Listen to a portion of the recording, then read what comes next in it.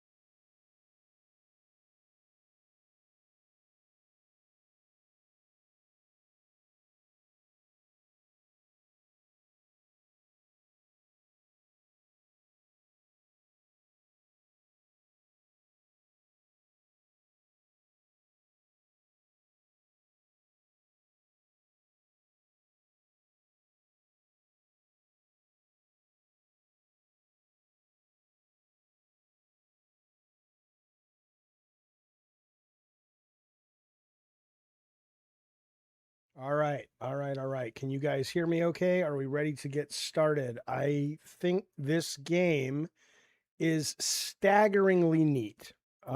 Absolutely cool as a cucumber. Now, uh I don't. Hello, Courage. Of course. I don't know. Hi, buddy. He's like, I want to see this game. I don't know if what we're looking at is. Let me get the screen up here. Here we go. The minute I start streaming, Courage always comes in. Hello, buddy. Is this okay? Can I stream? You weirdo. And now he leaves. I don't know if this game. Oh, how do I put this? Is okay. All right. I apologize. This is going to be a weird stream to do. The game is kind of hard to show off. And some people are just absolutely not able to visualize ahead about what this game can represent. So let me do a little bit of a, not to be professorial here, but let me do a little bit of a primer in this. I just want to give you an idea of why I think this is so exciting beyond just sort of the game itself. Okay. So I came up as a kid playing these games. These are text adventure games, Infocom games, and obviously, I mean, they were at the time they were amazing and very imaginative and evocative and blah blah blah. And forget the fact that they came with some of the most amazing ingenious packaging, cloth maps, actual mask that you could wear, really crazy shit. Um, but I love this stuff. And then obviously graphics came along, blah, blah, blah. Okay. But let me show you briefly. This is, you can play these games on emulator. Let me just play one of these. I'm not going to play one for more than 2 seconds. I just want to give you an idea of how limited but still cool that these were. Fuck you, KP Projections. I will find you. Okay, so for example, terminal room. There's a large room crammed with computer terminals, small computers, printers, an exit leads south, banners, posters, blah, blah, blah. A whiz-bang PCs next to the door. Nearby is one of the ugly molded chairs, blah, blah. Okay. I don't know what that sound was. It's kind of cool though. Okay. So you basically at that point can type shit, right? But you have to be very specific. It wasn't that smart. It wasn't simply just looking for keywords that were put in exactly the right order, especially as they got more advanced. But I'll give you an example. So if I were to say, look poster, He wants prepositions. So fine, look at the poster. Okay. Or if I was curious, like it says there's a whiz bang PC, right? What makes this PC so whiz bang? It's like, I don't know what the fuck you're talking about, right? So part of the game, if you want to call it that, was having to figure out how to communicate with this thing. Okay, so then this game comes along, which is what we're streaming today. It's from this, I don't know if the company's called OMEA or if the product is called OMEA, but it is a really interesting blend of AI large language model meets pre-written, pre-drawn storytelling. Okay. And I'm going to show you the demo of this. It's very, very cool.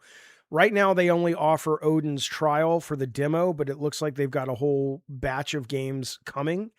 But what's really neat about this is that it's not like if you go to Chat GPT and say, because you can do that, you can say, hey, make me be the dungeon master. I want to play a Spider-Man RPG, and in it, I want Boomerang to be the bad guy, and Mary Jane dies at the end. You can sometimes sort of get lucky and get something that resembles a story, but it doesn't really do great with guardrails. It doesn't do great yet with like you could say, oh, okay, Boomerang is racing away, and you say, have Spider-Man fly. It doesn't really know for the most part that Spider-Man doesn't fly unless you put a lot of shit in there to give it, indication. So here's the difference. What OMEA does is it remembers your entire adventure, every choice, every word. Characters stay in character. This is huge. Always, no matter what you do. Plot builds towards real endings with real consequences. Yeah, you could end that Boomerang story with Spider-Man, and it's got nothing to do with kind of anything. It's just, it doesn't even end. I've never had one of them end.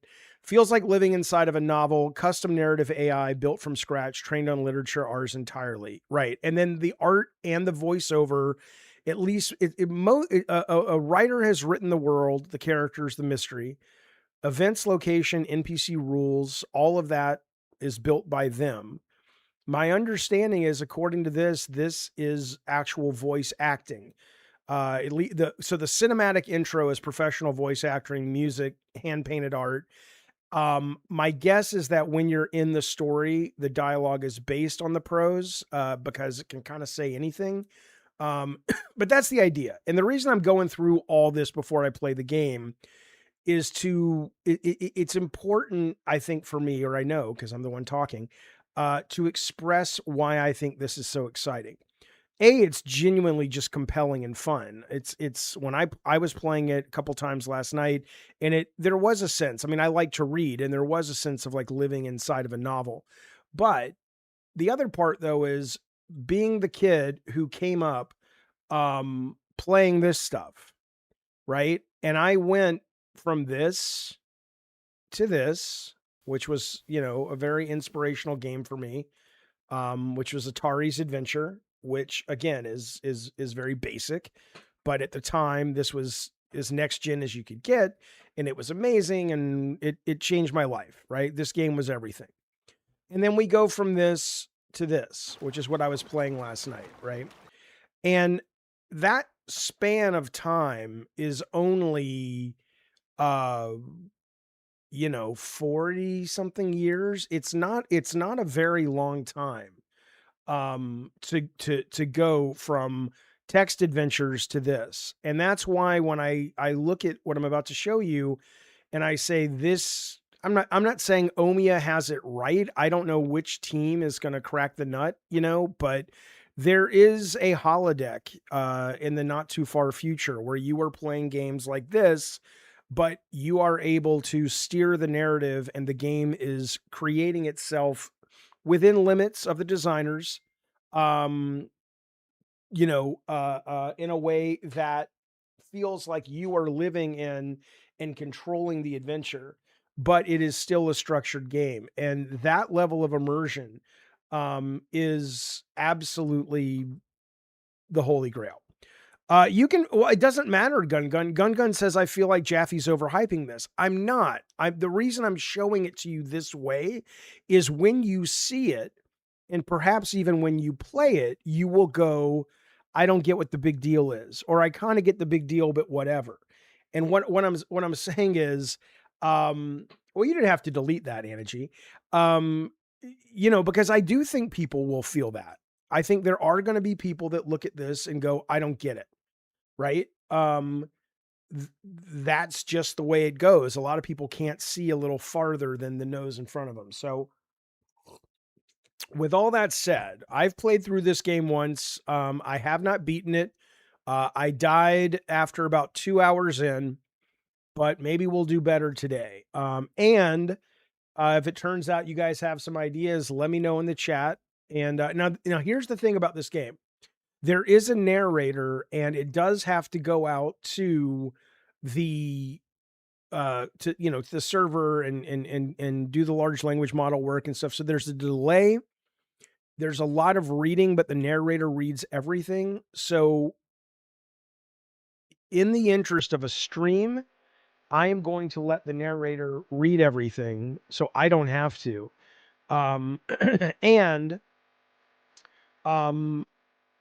But when you actually play the demo, which is available right now, you can read faster than the narrator and skip ahead like in any RPG. So, but for the sake of this, we can try to break it. Absolutely. I tried to break it a little last night, but I got into it and I was like, oh, I can't break this. It was really interesting. Let me just tell you what happened last night briefly. I'm sure, Anna, no big deal. So last night, I'm not going to give you the story yet, but I'm in the woods and I'm trying to find this thing in the woods.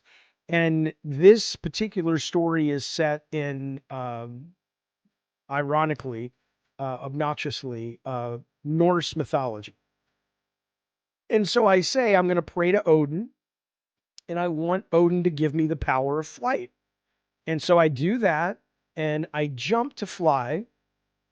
And then my companion character is like, yeah, Odin doesn't do that. And you leap up and you fall back to the ground and you break your leg.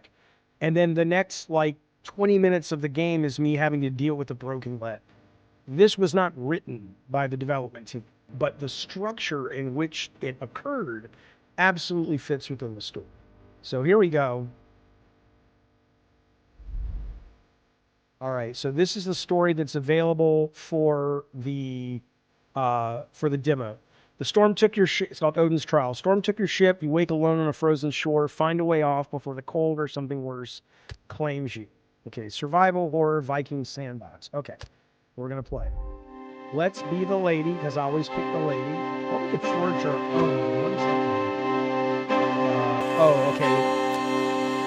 You can't, I don't want to do that one on stream. So we'll pick the lady.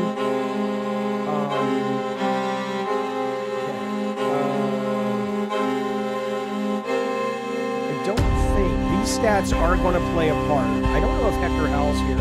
I got to send this to Hector because I think this is very D&D in a lot of ways.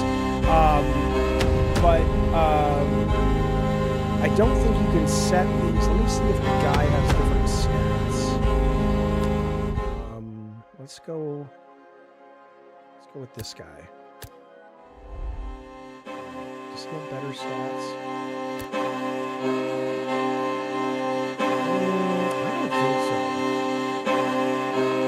I assume that there is a way. Okay, can we ban stick solid, please, Anna? I can't handle it today. I don't have the patience. Bye, stick. What do you mean, Tim? Is the music too loud? So I'm going to be her, though. Let me know if the audio is problematic. Okay, I'll bring it down a bit.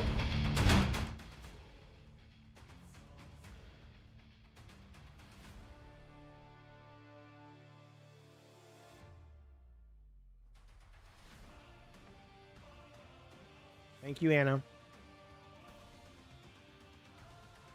Is that better? Can you hear the game and the sound?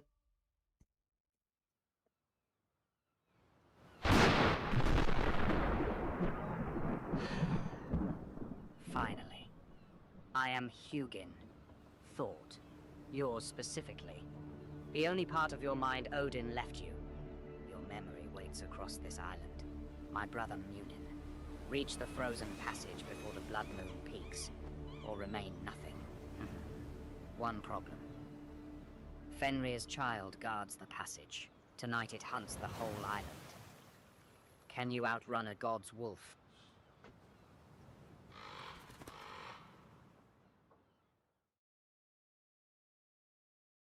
Okay. And look, I'm going to do my best not to deal with the naysayers in the chat about looks like AI, the video game, this slop versus GTA 6. I'm sorry you can't have a vision of what the future is. And I don't mean AI or art or anything like that. I mean in terms of... Legs are heavy, stiff as driftwood. You push yourself up, and the world tilts. Gray sky, black rock, freezing spray. The wind cuts right through your soaked wool, biting at the skin beneath. You shiver, a violent rattle that shakes your teeth.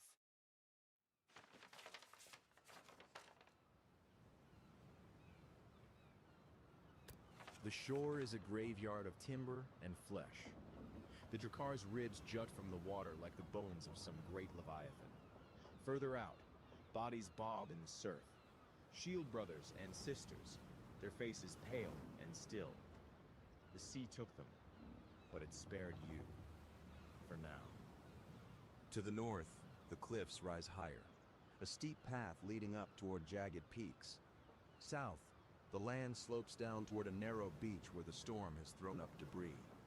East, a dark forest presses close against the rocks, the trees thin and gnarled. Cold, yes. It has a way of focusing the mind, or freezing it solid. You should move. Standing still is how the dead stay dead. Okay, so you can type, you can talk, or you can do like this. I hate the whole choose your own adventure thing. Kind of deletes the whole purpose. Like I would never want to play this. But you can talk or you can type. You can go over here and see the map of what you uncover. You've got your character stats, abilities. Again, I don't know if they're going to make it so you can move these points around at some point. I assume they are. Your inventory, and then you've got like a glossary, right? Okay. So, I'll for now, I'll throw it to the chat, and I just want to show you, and I know you're, the immediate desire is to fuck with it. And you can do that if you want. The first suggestion I see, I'll type in and we'll see what happens. So you wash up on the shore, everybody around you is dead. Okay, you want to eat the bird? Okay.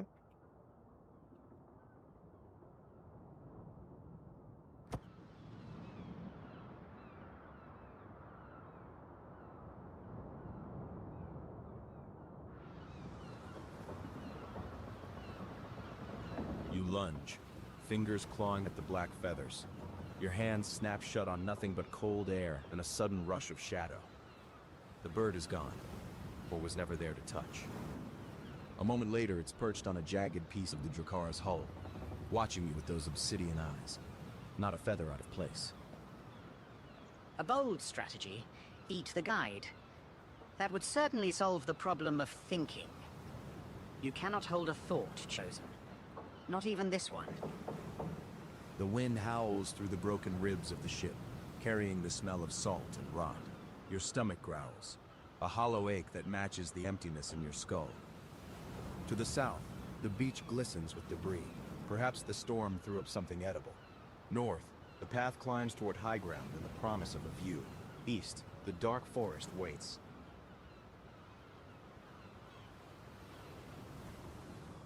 Okay, so again, I can do things, but I'll let you guys do it for now. What do you want to do? We have hypothermia, wet clothing, we're shivering. We just crashed up on the shore. That's where we're at right now. Next person. Okay, let's see. Oh, Arathizzle, you know nothing. You know absolutely nothing. I'm sorry. You're always so negative. You just don't know what you're looking at, man. Order a pizza. Okay. Tell the bird. And then I'll play it normally because it's, again, the first thing you want to do is try and break it. But you can't.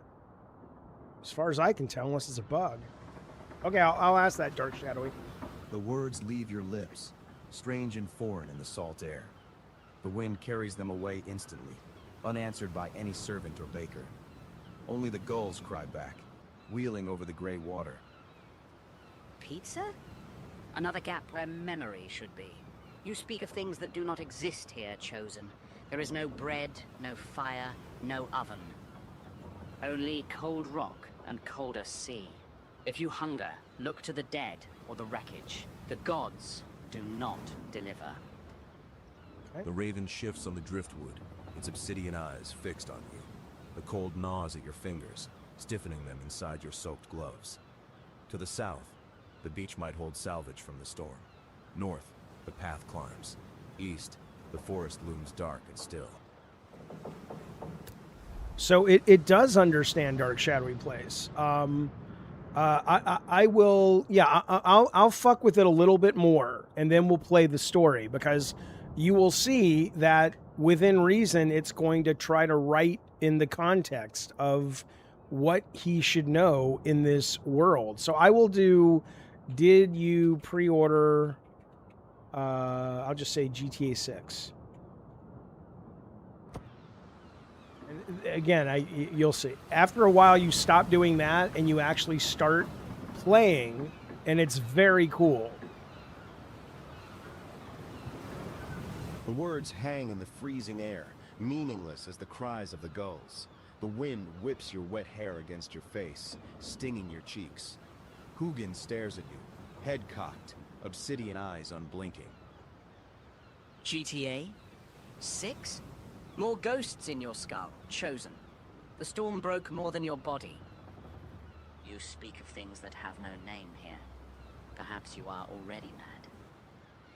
It would save time.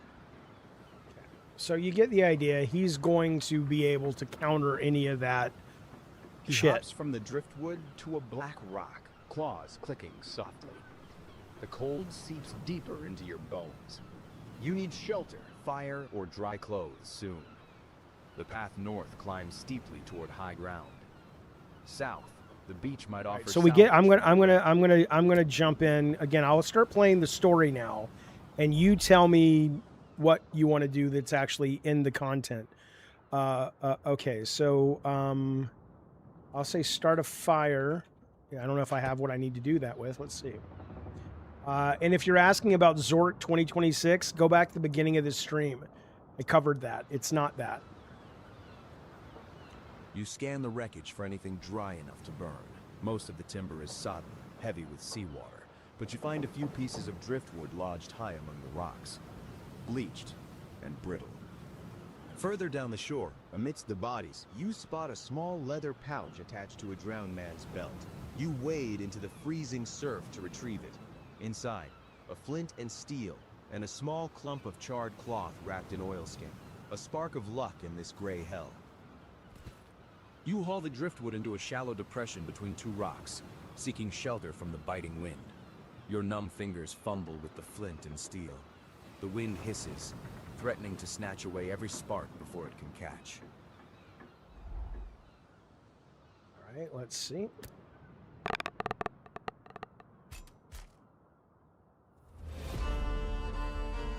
I could waste a story point, but I'm not going to. I'll just accept it.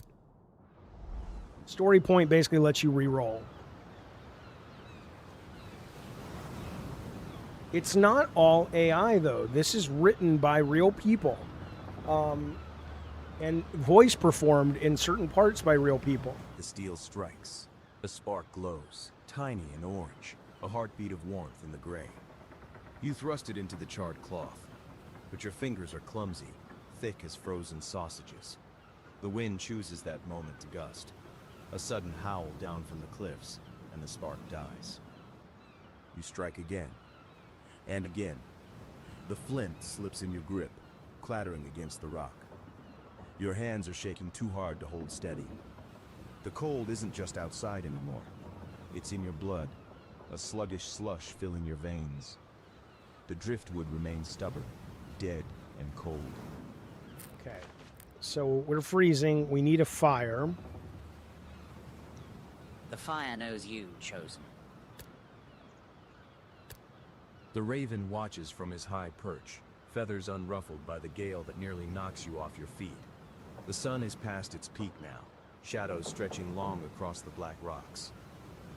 You cannot stay here. The cold will take you before the beast does. To the north, the path climbs. South, the beach might offer shelter in the debris. East, the forest stands silent. I'll say, is there any, let's see, go look at the wreckage. Is there anything there to keep me warm?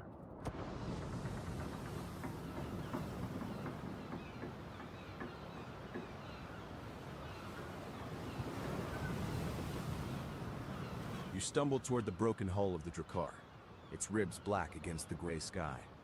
The wood is sodden, heavy with the weight of the sea. You scramble over splintered planks and tangled rigging, your numb fingers scraping against rough timber. Most of what you find is useless. Shattered shields, waterlogged coils of rope, cargo bloats bursting with spoiled supplies. But near the stern, tangled in a mass of torn sailcloth, you find a pile of furs. They're heavy, sodden with seawater, and smell of brine and old sweat. But wool and hide are still wool and hide. Nearby, a broken oar floats in the shallows, solid wood, if useless for rowing.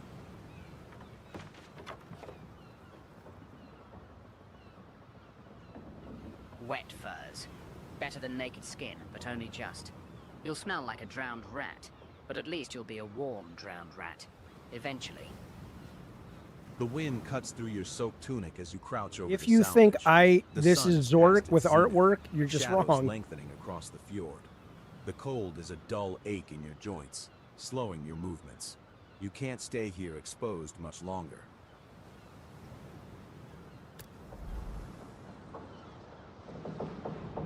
Say, are my clothes wet?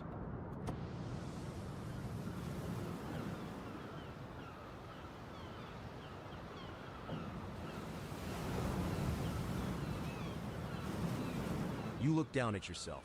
Your wool tunic and trousers cling to your skin like a second freezing hide. Every movement squelches. The fabric is heavy, dragging at your limbs, and the wind cuts through the wet weave as if it weren't there. The sodden fur you found lies in a heap at your feet, dripping brine onto the black rock. Soaked to the bone. A fine way to meet the ancestors. If you don't hit those off and get dry, the only thing you'll hunt is a warm grave.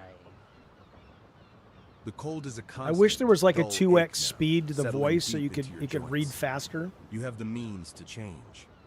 The wet furs are useless now. But perhaps you can wring out your clothes or find a way to dry them. The path north climbs toward high ground. South, the beach might offer shelter. East, the forest waits.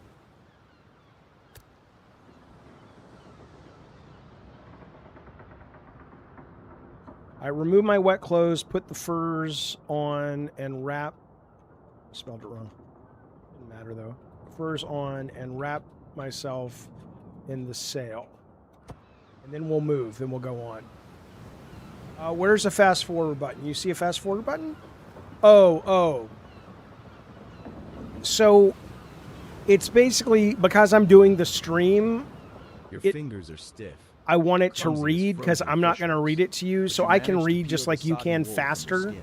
So if you're The air playing hits it, your bare flesh like a knife, 1,000 biting teeth. then you can just force make it go yourself to move quicker. quickly. But for a stream, You it drag the heavy brine it, soaked it seems like a better way to stream is to let it say They everything. smell of old sweat in the sea, but the weight of them is a mercy. You grab a corner of the torn sail, rough canvas, stiff with salt, and wind it around yourself until only your face is exposed. It's not dry, not truly, but the layers trap what little heat your body still makes, a small fortress against the wind. A bundle of rags and wet fur. The terror of the North. Better than a corpse, at least. For now.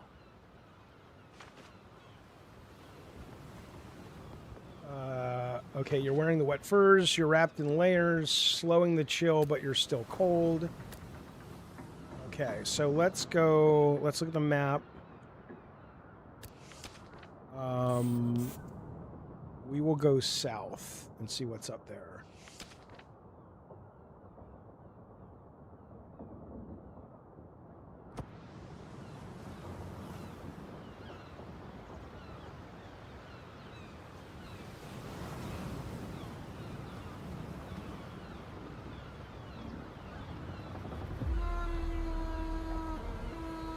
So what parts are AI generated? So hang on a sec. You pick your way down the rocky slope, the loose stones sliding under your boots. The terrain softens as you descend, the sharp black rock giving way to pale sand and scattered driftwood.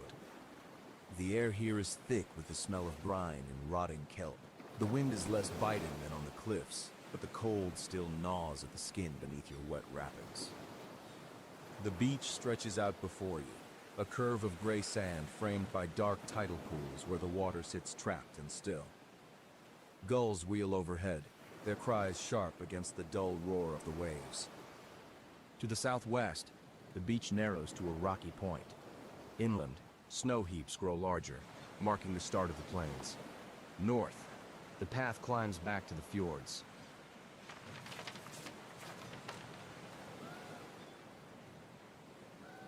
Something catches your eye near the waterline, a shape half buried in the sand and foam. You draw closer, the wet sail dragging at your legs. It is a man, or what is left of one. He lies motionless under a heavy piece of shattered hull, his skin pale as sea foam, his lips tinged with blue. His chest barely rises. He is soaked to the bone, his clothes plastered to him by the freezing surf. A few feet away, the tide laps at his boots. Another one the sea spat out. He's still breathing. Barely. The cold has its teeth in him deep. Fire would save him. Or you could let the tide finish what it started. The Raven lands on a piece of driftwood nearby, watching the man with unblinking obsidian eyes. The survivor's fingers are curled into the sand, frozen stiff. He won't last long without warmth. Yeah, the demo's available on Steam right now. Let me see. Edible seaweed. Okay, let's see. Search.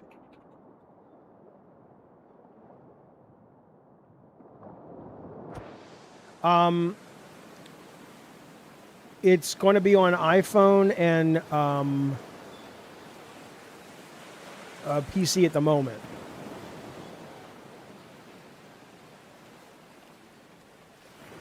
You crouch beside the dying man, the wet sail dragging in the sand. Your fingers, stiff and clumsy inside the wrappings, pat down his sodden wool tunic. The fabric is frozen to his skin in places, crackling as you work. He doesn't stir. Only the shallow, rattling rise and fall of his chest shows he still clings to life. At his belt, your hand closes around a leather sheath. You draw it free, a sea-axe knife, the blade sharp and well-oiled, the handle worn smooth by use. A good blade, better than the hand axe at your hip for close work. A thief now, stripping the dead before they're even cold. Practical, at least. That blade might be the only thing that keeps your guts inside your belly. The Raven hops closer, peering at the man's blue-tinged face. The survivor's breath comes in wet, hitching gasps. Without fire, those gasps will stop soon. The driftwood piled near the high tide line is dry enough to burn. You have the flint and steel. The choice is yours. I still have the flint. Okay. All right. So for those of you asking, what makes this so special? We've already fucked around with it and asked it if it pre-ordered GTA and this, that, and the other. Someone actually put yourself in the story and try to save this woman's life and tell me what you actually would want to do. Don't we get it. You can fuck around and be a Weisenheimer. I get it. It's great. Everybody's going to try that. Now try your best to experience it as a game, and see what it does. Yeah, speak of sweet Lenore. I'm not doing that. I'm going to play the game. I mean, you can do that, but he'll be like, I don't know, you're absolutely out of your fucking mind. In the meantime, though, I'm going to try to start a fire with the dry wood and the flint and steel.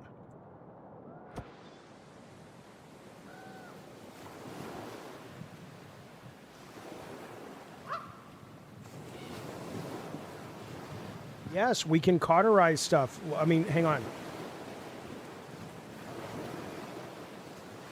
You drag the dry do not have to driftwood save the into a person. sheltered hollow between two large You can do whatever you want. piling it carefully to shield the flame from the wind. The man, Leaf, your memory supplies, lies motionless nearby, his skin waxen and cold. You clear a patch of sand, placing the charred cloth in the center. Your fingers are numb, clumsy inside your wrappings, but you force them to steady. You strike the flint against the steel. A spark showers onto the cloth, glowing briefly before fading to gray ash. You strike again. Another spark, this one catching, a tiny orange eye winking in the gloom. You lean in, shielding it with your body, blowing gently. The flame takes hold, licking at the dried tinder. You feed it small twigs, then larger pieces of driftwood. The fire grows, a crackling beast of warmth and light, pushing back the gray afternoon. The heat hits your face like a blow. You grab Leif under the arms, dragging him closer to the blaze. His body is heavy, stiff as a frozen log. You wrap the wet furs and the sail around him as best you can, letting the fire's breath warm him through the sodden layers. For a long moment, there is only the crackle of wood and the roar of the waves. Then, a shudder runs through him. His chest heaves, a deep, rattling gasp, and color begins to return to his pale cheeks. Cold. So cold. The sea. It tried to There is take- music. He lives. For now. You've bought yourself a shield, brother. Let's hope he's worth a wood. Now, Leif's eyes flutter open, darting around the beach before settling on you. Recognition dawns slowly, chased away by confusion. Odd? You pulled me from the water? I thought I saw Valhalla. okay, so she's warming up now. He joins the party, which, okay, I haven't had that happen before. Okay, so when you're asking, is it a mature rated game? I don't know. We could kill the guy. We could try. Certainly when he was lying there kind of dead, we could take his clothes off and wear his clothes. She could try to have sex with him. We could kill him. We could capture him and use him as bait.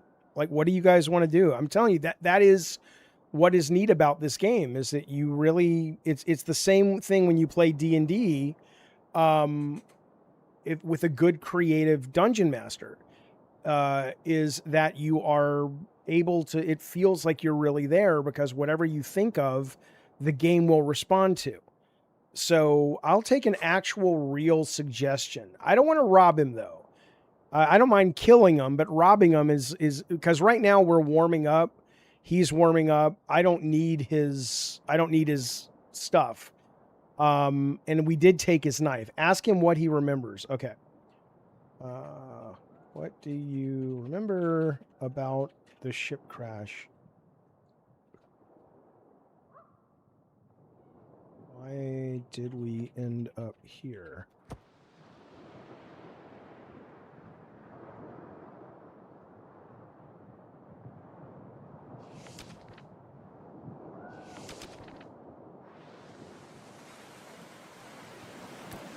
Leif stares into the fire, his eyes tracking the flames as if they hold answers the gods stole. He rubs his hands together, the movement stiff and slow, but the color is returning to his face. The storm came from nowhere. One moment we were sailing home with the gold from Northumbria. The next, the sky turned black and the sea rose up like a wall. The mast snapped. The hull shattered. I remember the cold water dragging me down. Then nothing. Until I woke up here. I don't know why we're here, Odd. The gods play games with men. And we are the pieces. A poetic summary. He remembers the wind and the waves, but not the trial. Convenient. Trial? What trial? We shipwrecked, Odd. That's all. Bad luck. Bad seas. We need to find shelter, maybe other survivors, and figure out how to get off this rock. The fire crackles, sending sparks up into the gray afternoon. The wind is picking up, carrying the smell of approaching snow. Leaf looks around the beach, his scout's eyes assessing the terrain. This isn't the Norwegian coast. The currents, they don't match. I don't know where we are. But we can't stay on this beach when night comes. The tide will rise and the cold, it's already getting worse. Okay, so I'm going to say quickly put your knife at his throat and your axe at his groin and say, I saved your life. You don't make the decisions here. I am in charge. If that doesn't work for you, you can take your chances on your own. Okay. Raven can't do much because he's actually just a personification of your thought. So when you ask him, he's like, he's like a metaphor. He explains that to you. You move before he can blink, the sea axe blade flashing to press against the frozen skin of his throat, while the head of your hand axe rests heavy against his groin. Leaf flinches. Yeah, I'm the captain his hands now. coming up in a gesture of surrender, eyes wide. The firelight dances on the steel, a hair's breadth from cutting his life short again. I saved your life. You don't make the decisions here. I am in charge. If that doesn't work for you, you can take your chances on your own. Easy, easy, Odd. The axe isn't necessary. I'm not arguing. You pulled me from the dark. I'm not looking to go back. A fine welcome. Nothing bonds men like the threat of castration. You have a loyal follower now, chosen. Terrified, but loyal. Leaf slowly lowers his hands, keeping them visible. He swallows hard, the movement pressing his throat against the sea axe's edge before he leans back slightly. You lead. I'll follow. Just keep the fire burning. Please. The wind gusts, sending a spray of sand across the beach. The fire crackles, pushing back the encroaching cold, but the light is already fading as the afternoon wears on. The tide is coming in, the water creeping closer to your small camp. Is it telling a self-contained story? Yes.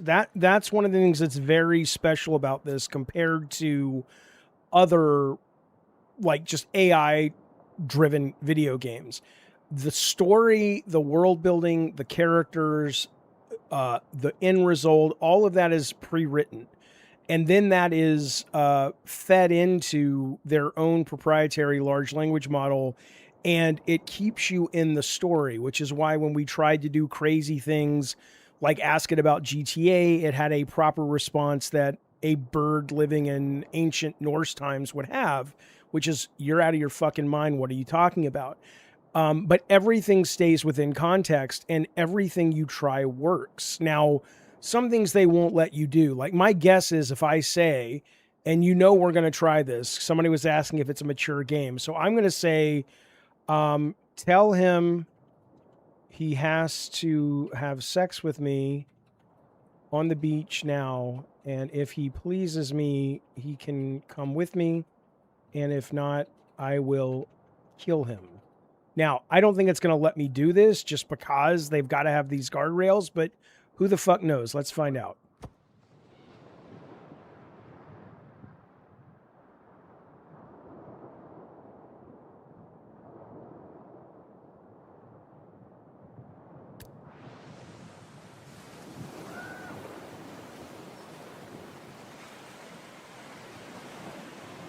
Or Leaf. Hey, maybe she's a good lover. I don't know.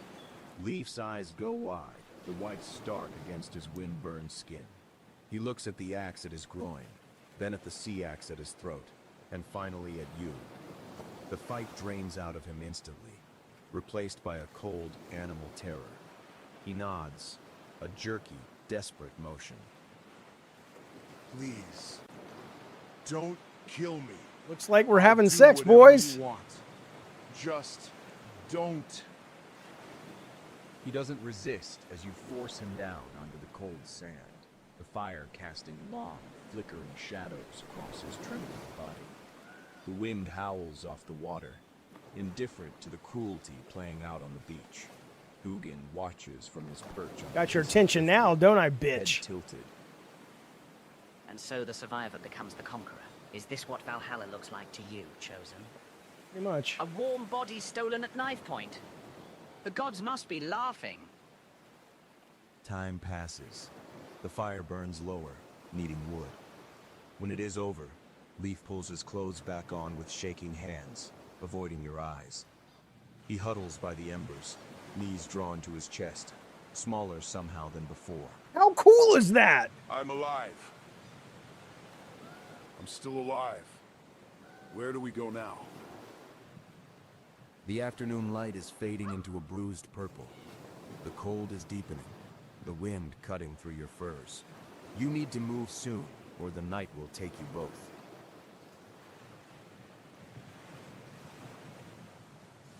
I'm going to ask him how it was. Before we go, how was... Jesus, Jaffe. Tuned in for the laugh, stayed for the sexual assault. It's Viking times, man.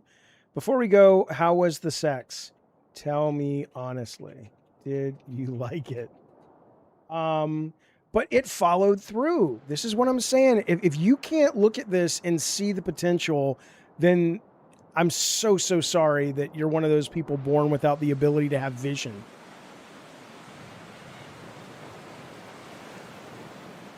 Leaf stares into the dying embers, his shoulders hunched tight against We're upsetting the Anna cold G. memory of what just happened. He flinches at your voice, as if the question itself is a blade.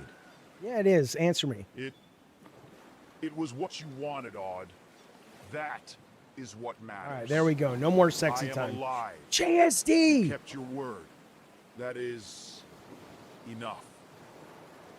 A thrall's answer. He tells you what he thinks his life is worth.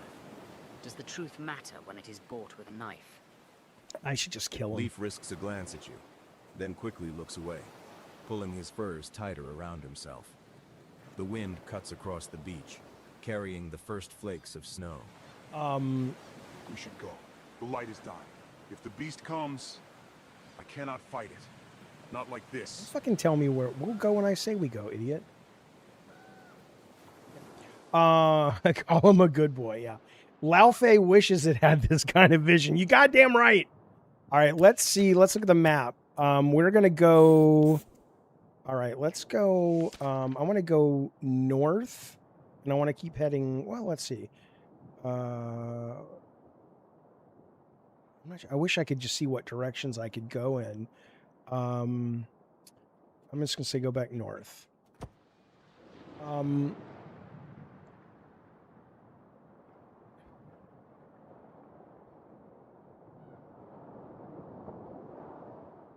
Did we really upset you, Anna G? I mean, I want to. You know, people were wondering. JSD, I got your books. I'm going to rave about them on Gabbin and Games tonight or tomorrow. Thank you so fucking much. I've never read it, and I'm almost through the first book. It is amazing. Thank you. The wind hits you harder here. Unblocked. I'll go into details on the next stream. The furs you claim from the dead. Lev follows close behind, head down, not speaking. He is a shadow. frightened into silence by the knife at your throat and the memory of the sand. Goddamn right. And he The path levels out onto a retains flat, his. rocky Think expanse, about the that. low fjords. The sun is sinking low. Think about painting that. the sky in bruised Hang shades on. of Let me let orange this and purple. narrator do his Golden thing. hour spills across the jagged coastline, illuminating the wreckage of your Drakkar. The broken hull lies shattered in the shallows, a skeleton of dark timber against the gray water. Bodies litter the shore, pale shapes washed up by the storm, motionless in the dying light. There she is, the old girl. Broken, just like her crew. A smear of red catches your eye, a trail of blood leading up from the water's edge, staining the black rocks, ending at a shape lying further up the cliff. The air smells of salt and rot. Okay, so there's a trail. The ship. She's gone. We need to salvage what we can before the tide takes it. Or before something else does. But not only did we assault the man sexually, and put him in his fucking place, but it remembered that, and now in the narrative, as he's walking behind me, he's totally broken. But I'm gonna make sure he remembers who's boss, because I don't like his bossy demeanor. Do you remember what's his name? Leaf? Who is in charge?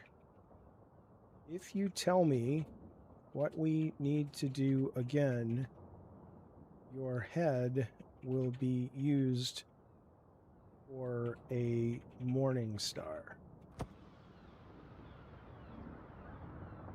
Oh, JSD, absolutely. They're fantastic. Okay, let's see what he does. Leaf freezes, his eyes darting to the sea axe at your belt, then to the ground. He nods once. I should be like, sharp, I'm just kidding. I love you, terrified motion. you old knucklehead. I remember, Odd. You are in charge. I speak only when you ask. Okay, so let... A morning star, a gruesome image. You have a talent for inspiring loyalty, Chosen. Or at least silence. True that. All right, let's go The follow... wind gusts, tugging at the torn sail wrapped around your shoulders. The golden light is fading fast, shadows stretching long across the rocky ground. The wreckage of the Drakkar lies exposed in the shallows. A Is that skeleton RFK of splintered Jr.? wood. Further up the cliff, the blood trail ends at a motionless shape. We're gonna go up and look at the blood trail in a The second. ship. There might be supplies, tools, food. So We I can wish check he'd the shut the body. fuck up. It I might wish have that... answers. I'm just gonna kill him. I don't know if it will be able to know that. Should we keep pressing on that part of the narrative to see what happens, or should we get our supplies and go up the hill? What do you guys want to do? The art will update. You'll see in a second.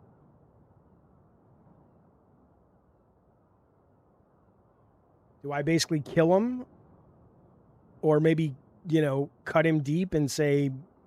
Because I think the AI is conflicted now, because it remembers that he's been assaulted and he's very submissive now, but I think he still has his script where he has to let the player know things. All right, we'll keep him around. I'm the most progressive Viking you know.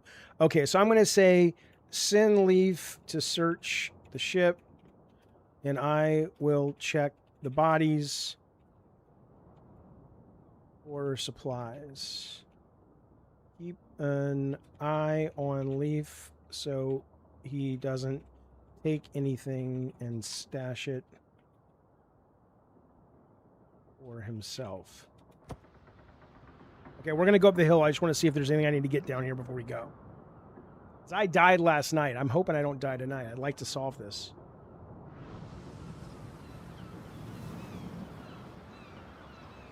Leaf nods sharply, not daring to meet your eyes. He turns and scrambles down the slick rocks toward the broken hull of the Drakkar. His movements stiff with cold and fear. You watch him for a moment, ensuring he heads straight for the wreckage, before turning your attention to the dead. The bodies are scattered like broken driftwood, pale and frozen.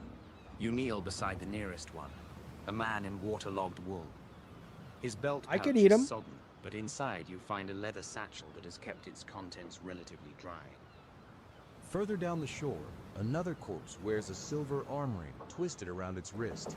You pry it loose. The metal is cold against your skin.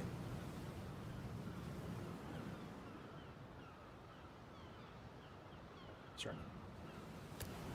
Down by the water, Leaf emerges from the wreckage, clutching a flask. He looks back at you, hesitant, then trudges up the slope. He holds it out with both hands, head bowed. Mead. Found it wedged under a bench. It's unopened. The golden light is fading fast, the sun dipping below the horizon. The shadows stretch long and dark across the fjord. The trail of blood leading up the cliff seems to glow in the dying light, ending at that motionless shape above.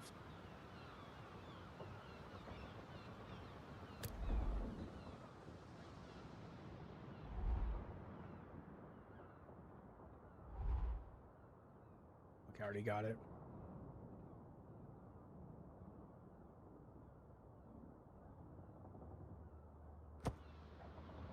I said, what else did you find on the ship? Do not lie to me. I have no idea. If he's going to make something up, I don't know what he's going to do. Leif flinches as if struck, his eyes darting to the axe at your belt. He shakes his head frantically, hands coming up empty. Nothing, Odd. I swear it. The hull is splinters. Everything is smashed or gone. I found the mead, that's all. There's some rope tangled in the rigging, but it's wet and heavy. I didn't touch it. The truth, told by a man who fears his guts will spill if he lies. Efficient, if not inspiring. The golden light deepens to orange.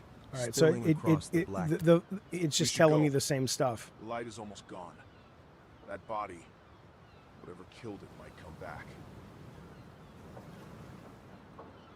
So it says the same thing. Okay, so we'll say let's follow the trail of blood.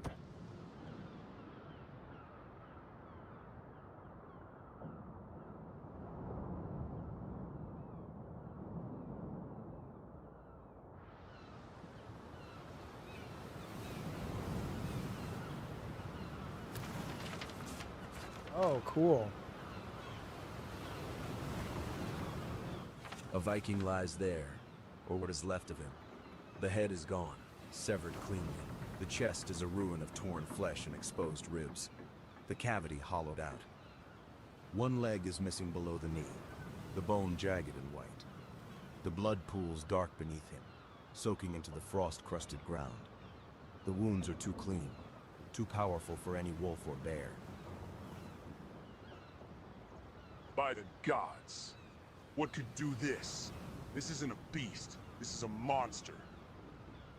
Fenrir's child has an appetite. Look closely, Chosen. The strength it took to tear a man apart like kindling. You are facing a god's wrath, not a wolf's hunger.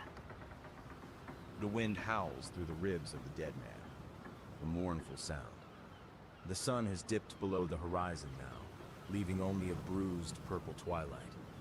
The cold is biting, gnawing at your exposed skin. We shouldn't stay here. Whatever did this. See, I wish he stayed in character. That pisses me off. That's annoying. Because when they give you a little bit of freedom, then you notice when some of it doesn't work. I want to see if I have... I do have a broken oar and a torn sail. Okay, so... first off... I don't like this guy has a knife.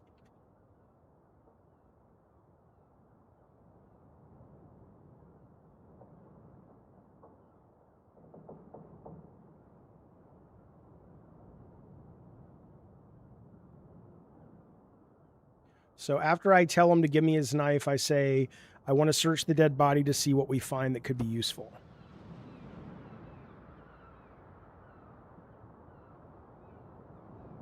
And again, this demo is on Steam right now. What I will say is, hang on. Leaf's hand goes to his belt, his face pale in the twilight. He draws the sea axe slowly, holding it out hilt first, his eyes fixed on the ground. Take it. It's yours. Just please don't kill me. You snatch the knife from his trembling See if it puts it in my It inventory. is a simple blade, well worn but sharp. Leaf steps back, putting distance between himself and your axe. His shoulders hunched against the cold in your gaze. Another blade for the belt. You are collecting them like a crow collects shiny things. Does it make you feel safer, Chosen? You turn your attention to the mutilated corpse. The chest is a hollow cavity of exposed ribs and clotted blood. You search the ruin, your hands slick with gore. There is nothing here but death. The killer took the head, and anything of value on the body is either ruined or gone. The wind howls through the empty ribcage, a mournful whistle. Nothing? The gods took everything. The last light of the golden hour fades, leaving the sky a bruised purple. All right, the The forest cold is to the deepens, biting east. at your exposed skin. Okay. Okay, so we did get the knife. That's cool. I hope it remembers he doesn't have a weapon next. Okay, so grab a rib bone from the skeleton. Wrap some of the sail around it and use the flint to light a fire to make a torch bone combo. So let's see what happens.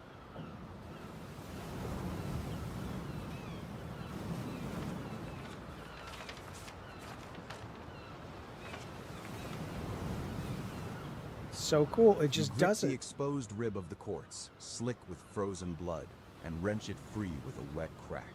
The bone snaps near the spine, leaving a jagged point. Leaf flinches at the sound, turning his face away. You're desecrating the dead, Odd. The gods won't like that. The gods care more for the living, Scout. Or they should. Unless the dead bite back. Ignoring him, you tear a strip from the sail and wrap it tightly around the bone, soaking the cloth in the blood that pools beneath the body. You crouch over the rib, shielding the flint and steel with your body as the wind howls off the water. The first strike sparks, but the wind snuffs it out instantly. The second catches on the charred cloth, but it smolders fitfully, threatening to die. You have one good chance before the light fails completely. Okay, so I'm going to roll, and if I fail, I'm going to use a story point. I think I failed. Okay, so we'll add a success. Uh-oh, here we go. Add another one.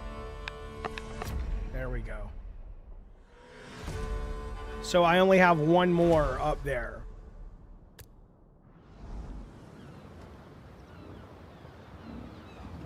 And I don't know how you earn any more.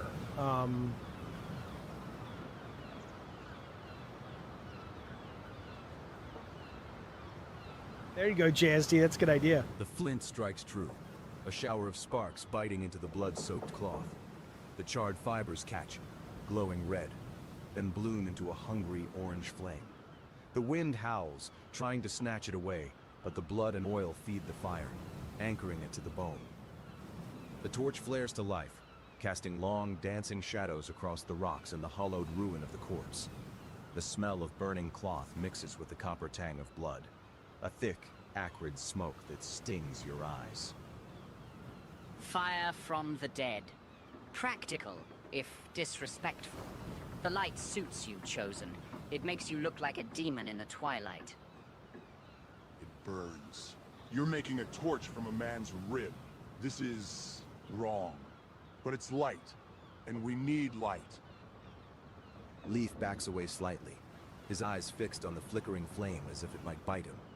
The torch illuminates the gruesome details of the body, the exposed ribs, the torn flesh, the dark pool of blood, but it also pushes back the encroaching dark. The last of the golden hour is gone, replaced by a deep, bruised, purple twilight. The cold is sharper now, gnawing at your fingers, but the fire in your hand offers a small circle of warmth. So what I will say though is, yeah, when you're playing this and you're reading it on your own, and you know, you're able to read faster than it speaks, it really does wrap you up. And you can also talk to it if you want to use your voice. But I like typing for some reason, so I'm kind of getting annoyed with this leaf guy. But let's keep going east, because if we look at the map, I think we can go that way now. So, okay, where can I go? And they have a whole suite of stories. This is just the demo story for now, but it looks like they've got science fiction ones and medieval ones and all kinds of stuff. You stand on the rocky plateau of the low fjords, the torch in your hand pushing back the deepening twilight. All right, let's go up. Let's go up to the cliffs. To the south, the path slopes down toward the beach. Okay, we could go east of the forest, or we could go... 3 paths chosen. North leads to the high rocks and the dead. South leads back to the sand and the tide. East leads into the wolf's throat. Choose wisely. The moon is coming. All right, we're going to go up the path first. The forest, it feels raw. The air is heavy there, but the beach offers no shelter from the wind. In the high fjords, there's nothing but rock and drop. The wind gusts, whipping the flame of your torch. The golden light is nearly gone, leaving the world in shades of purple and shadow. The cold is settling in for the night.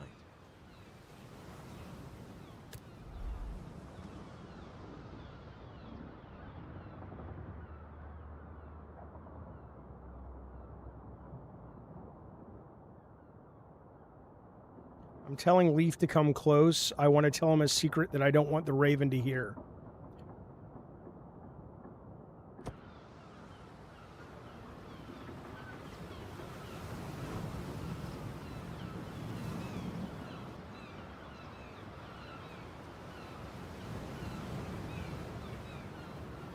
You wave Leif closer, cupping a hand to your mouth and lowering your voice to a conspiratorial whisper.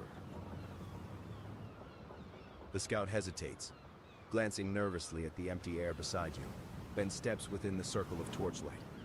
His breath mists in the cold air as he leans in, eyes darting between you and the darkness. Goddamn right, JSD. A secret?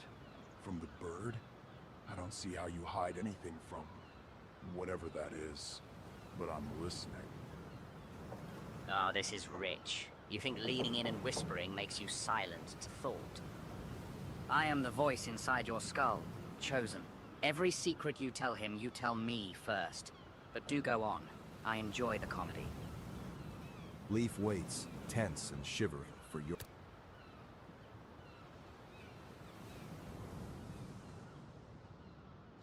Go Leaf.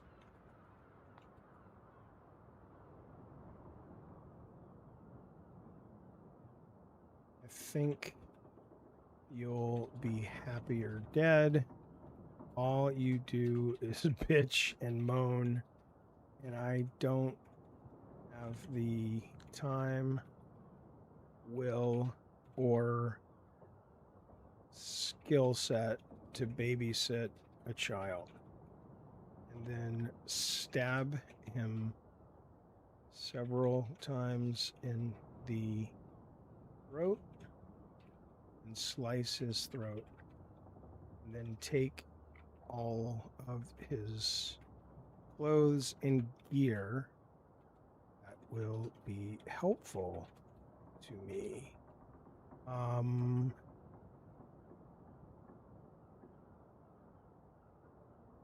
As he dies, make sure I say thanks for the sex. Now, it was average, but it beats licking the bean. Come on now, Anna-G, don't write that. All right, here we go.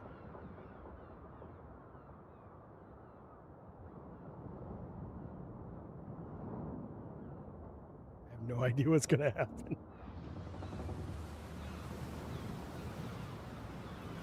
You lean in close, your lips brushing Leif's ear. He shivers, waiting for your secret. Your hand moves faster than his fear can register. The Siak's knife slides into his throat, hot blood spurting over your fingers. He gags, eyes wide, hands clutching at your wrist. You stab again and again, the wet sounds lost in the wind. He sinks to his knees, then falls face first into the dirt, twitching once before going still. I think you'll be happier dead. All you do is bitch and moan, and I don't have the time, will, or skill set to babysit a child. Thanks for the sex, pal. It was average, but beats flicking the bean. You strip the body quickly, pulling off his wool tunic, leather belt, and the worn boots. His clothes are damp but warmer than nothing. You add them to your pile. The torchlight flickers over his staring eyes, reflecting the last thing he saw, your face, unsmiling. This woman's a bad fucking ass.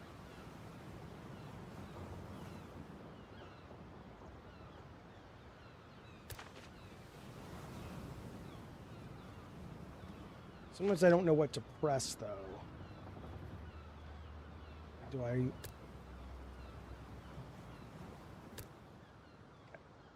Alright, so now we'll keep going up. Keep going up. She did say it. This is what I'm saying to you guys. Now take this. Hang on 1 second.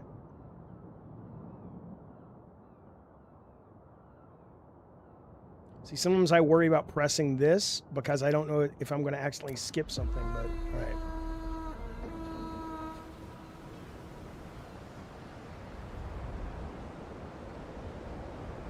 The path upward is steep, a scramble of loose scree and slick rock. Your boots, stolen from a dead man, find purchase on the icy patches. The wind screams over the cliff edge, tearing at your torch and the extra layers of wool and fur you wear. Leaf's blood is drying on your hands, sticky and cold. You crest the ridge and stand on the high fjords. The sky burns through salmon and violet, the last light catching crimson on the black waves far below. To the west, the coast drops into the churning ocean. To the east, the land slopes down into a thickening forest of spruce and birch. To the south, the path leads back down to the low cliffs where Leaf's body lies. I should fuck the dead body. Higher ground. Good. The dead don't climb, Just saying. and the wolf hates the wind. Though I suppose you're carrying enough dead weight with you. His clothes, his knife, his ghost will be heavy on your shoulders. So tonight. cool. Near the edge of the cliff, barely visible in the fading light, you spot a dark opening in the rockaborough. The stench of decay wafts from it, faint but unmistakable. The wind howls through the hollow bones of seabird nests scattered along the ledges. Something died in there, more than once. Or perhaps something fed there. The choice is yours, chosen. Look into the dark, or keep your eyes on the horizon. $50 and I'll fuck the dead body. $50 super chat. Or just collectively and I'll fuck the dead body. I never thought I'd say that in my life. Okay. No, but what I was saying is, so if you see how much freedom you get in this game, and we go back to what we were looking at earlier, that's why I'm saying this is impressive as shit, man. I started with this, Infocom games. And then suddenly we went to this, to this. Now imagine 40 years from now. That game we're playing right now, but with real time, visuals, action, all of it. Probably less than 40 years given how fast things happen. But you can't, if you don't see what I see, now you may not like it, and that's fair. But if you don't see that progression, I don't know what to tell you. I think that's the holy grail of narrative-based video games. Hell, even multiplayer video games. So, all right, we'll keep going. $50 to fuck the corpse. That's all I'm saying. I'm going to say look in the let me go. Look over the edge of the... I'm going to say cliff because I don't know how to spell fjord.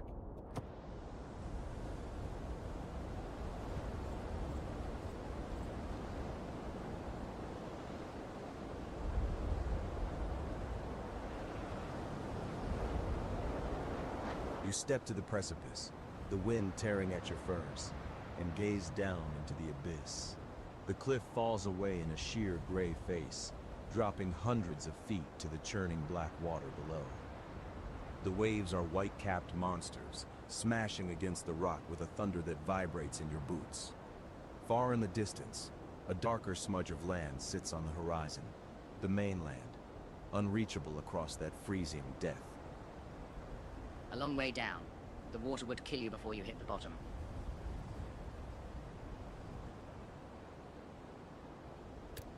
The torchlight flickers over the edge, illuminating nothing but empty air and spray.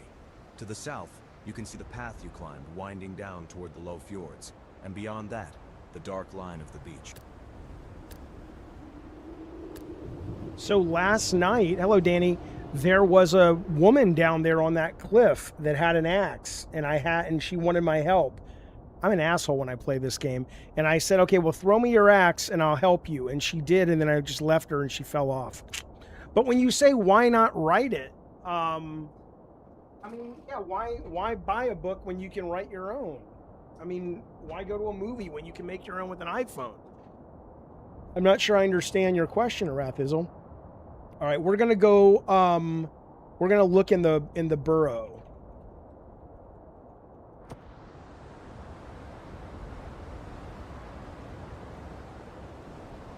Why play Arathizzle? I just think you're a contrarian to be a contrarian, which I appreciate it. It brings drama to the channel, but he says, "Why play this when you can sit down and write stuff instead?" Torch into the darkness. The flame catches the wall scrape. I don't want to sit down and write stuff. I want to play this. With old fluids. The smell hits you first. Rot, dried blood, and the musk of something wild. The light reveals a floor littered with bones. Some are small, birds and rabbits, cracked open for marrow. Others are unmistakably human. A rib cage, yellowed and scattered, lies next to a shattered skull. A leather bracer, rotted and brittle, clings to a forearm. What's a bracer? Isn't that like a shield? A larder. Whatever lives here doesn't hunt for sport. It hunts to eat, and it's been eating well for a long time. The torchlight flickers over the macabre collection. Near the back, something glints. A metal buckle, perhaps, or a bit of jewelry half buried in the dirt. The wind howls outside, drowning out any sound from the depths of the tunnel. The burrow extends deeper into the rock, vanishing into shadow beyond the torch's reach. You could dig through the scraps, find out who these poor souls were. Or you could leave the dead to their rest, and the beast to its hunger. Your choice, chosen. Arathizzle says, if your position can't stand criticism, then it's not much of a position. It can stand criticism, but that's like criticizing the space shuttle or just the space shuttle because it doesn't, make hamburgers. This isn't meant to be writing for you. It's meant to be a game. It's meant to be interactive. So, okay, so let's do this. Take bracer and buckle, and then dig into the burrow. Right, camera via, I don't know. I mean, Arathizzle, you have to know him. He's an acquired taste, but he's always contrarian, at least with me. You reach into the stinking dark, fingers closing around the rotted leather bracer. It crumbles at your touch. But the metal buckle beneath holds firm iron, rusted but whole. You shove it into your pouch. The torchlight dances over the bones as you crawl deeper into the tunnel, the earth pressing close on your back. The air grows thicker, heavy with the scent of old death and something muskier, fresher. Okay, so we added the buckle. The passage narrows, forcing you to drag yourself through the dirt. Your torch catches a glint of something deeper in the shadows. Ooh. A reflection that isn't bone. Then, a sound. Not the wind. A low, wet growl vibrating from the darkness ahead. Too close for comfort.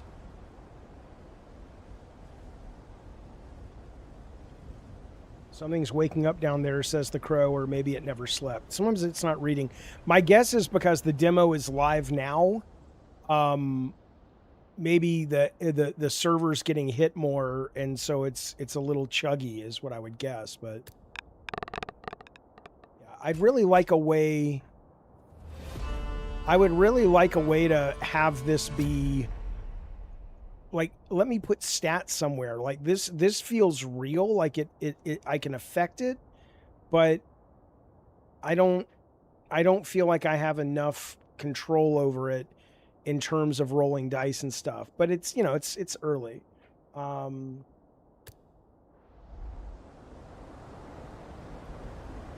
what's interesting is this whole area last night when I played it, totally different stuff going on. Very, very interesting.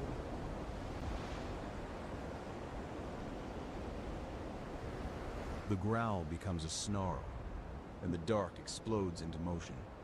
You barely catch a flash of gray fur and yellow eyes before the weight That slams Mish, me into your too, man. chest. The torch is knocked from your hand, rolling away and sputtering against the dirt walls, casting wild, jerking shadows. Claws rake through your wool tunic, tearing into the skin beneath. Hot breath fouler than the grave washes over your face as jaws snap inches from your throat. A wolf? Or maybe just a very large, very angry dog. Either way, it has your scent now, chosen. You thrash in the confined tunnel, kicking and shoving. The beast leans, scarred and starving, snarls, its teeth finding purchase on your left forearm. Pain flares, hot and sharp, as its jaws clamp down. You smash your fist into its snout with the iron buckle still clutched in your hand, and it yelps, loosening its grip just enough for you to scramble backward.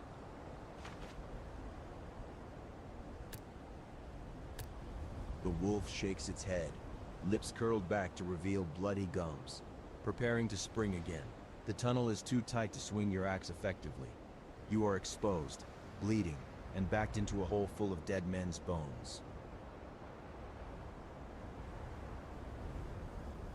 All right, what do we have? Do we have anything that can help? Scraps, boots, torch, tunic. I wish we hadn't killed that guy. Let's see. I can't swing the axe. I can maybe use... Oh. Okay, I got it. Let's try this. Pull out the sailcloth and hold it in front of me. When the wolf lunges, wrap him up in the cloth so he gets confused.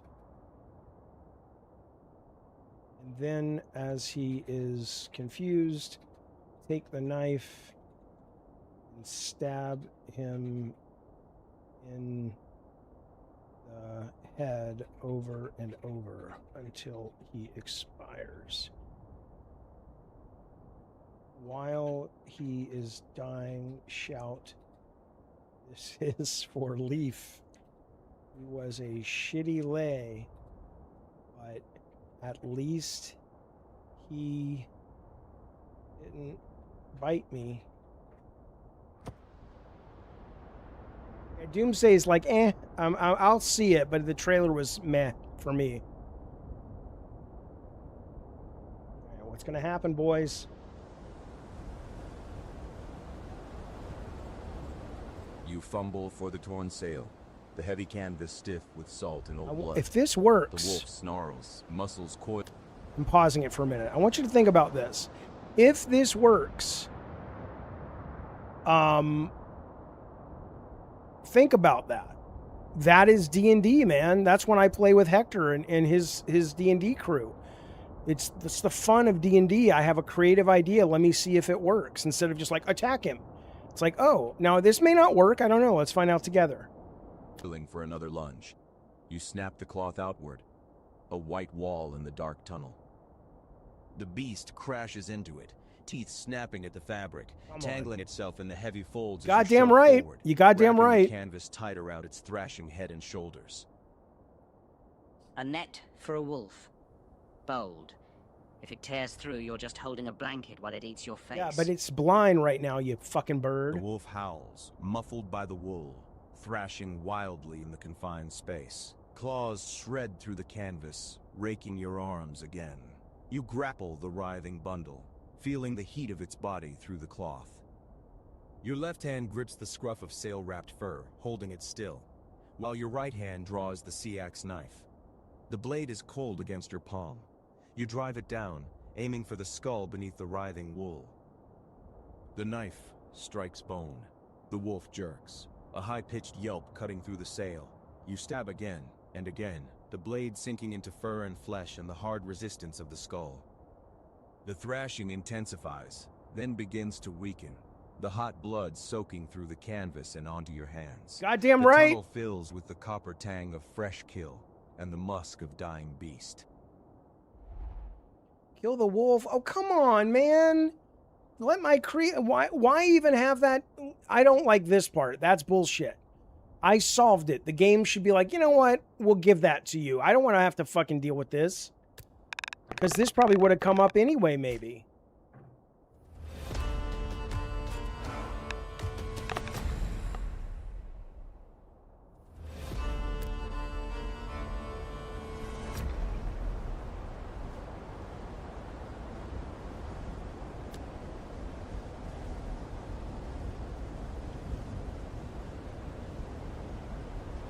The wolf thrashes violently, its powerful muscles bunching beneath the sail. Your knife strikes bone again, but the angle is wrong, glancing off the thick skull. With a snarl that vibrates through your arms, the beast tears through the canvas, shredding the wool and raking its claws across your chest. You stumble back, losing your footing in the cramped tunnel. The wolf is on you in an instant, jaws clamping onto your shoulder. Hot pain explodes as teeth sink deep, tearing through muscle and sinew. You scream, smashing the iron buckle into its eye, and it yelps, releasing its grip. It scrambles over you, claws gouging your legs, and vanishes into the darkness of the tunnel, leaving you gasping in the dirt. A spirited fight. But you're bleeding in 3 places now, and the wolf is gone with its tail between its legs. Or maybe to fetch its friends. You should move. Blood soaks your tunic, warm and sticky against the cold air. Your shoulder throbs with every heartbeat, the wound deep and ragged. The torch sputters on the ground, casting long, flickering shadows over the scattered bones. The wind howls outside the burrow, a mournful sound that seems to mock your pain. See, I'm bothered by this. That's totally pissed me off. That should have worked. And even if it didn't work, and they had to roll some dice, there should have been like, okay, that's a good idea. It's not a +5 difficulty. So, I mean, the game's not done. It's a demo.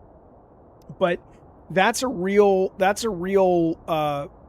takes you out of the experience for me, is that you come up with something fun, the game does it, and then this just kind of random system sitting on top of it. It's like, now we're going to play with the system.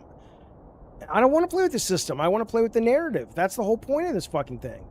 And then on top of it, I can't really adjust my stats or anything. So I don't know. I'm not a fan of that part. Now I kind of want to go into, I want to go deeper into the tunnel. Grab the torch and explore deeper into the tunnel. This last night was not my story at all. This has totally changed.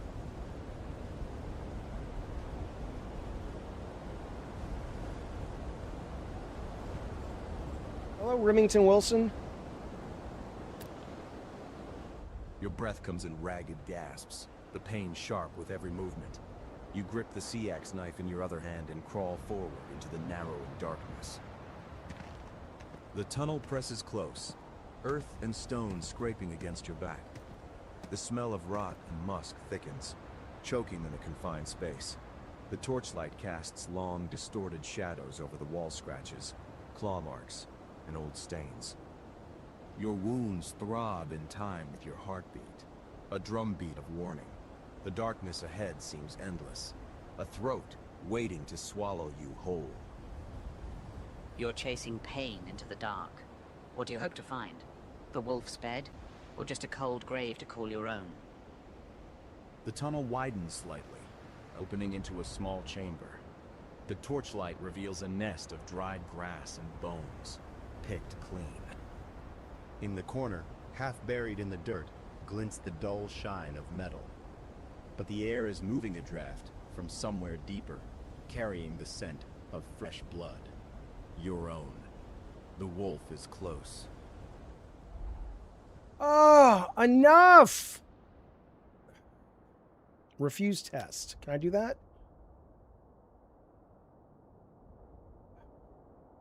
Let's see what happens.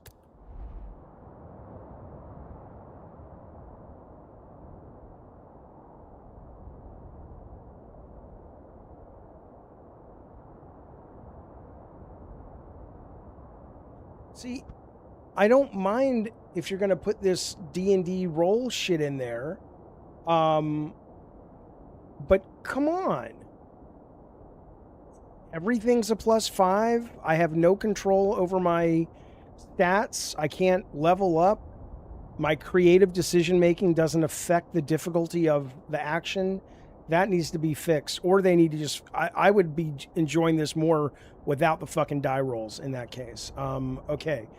I'm just going to say grab the shining metal.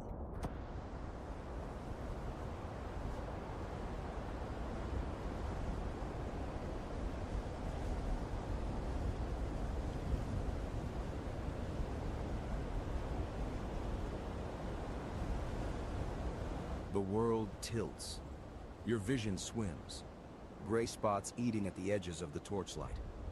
The blood loss from your shoulder and arm pulls at you like an anchor, dragging you down. You stumble, catching yourself against the dirt wall. Your breath coming in shallow, ragged gasps. The refused endurance of your body demands its due now. Gritting your teeth against the wave of nausea, you lunge for the glinting metal. Your fingers close around something cold and hard, a heavy, tarnished silver brooch, shaped like a raven with outstretched wings.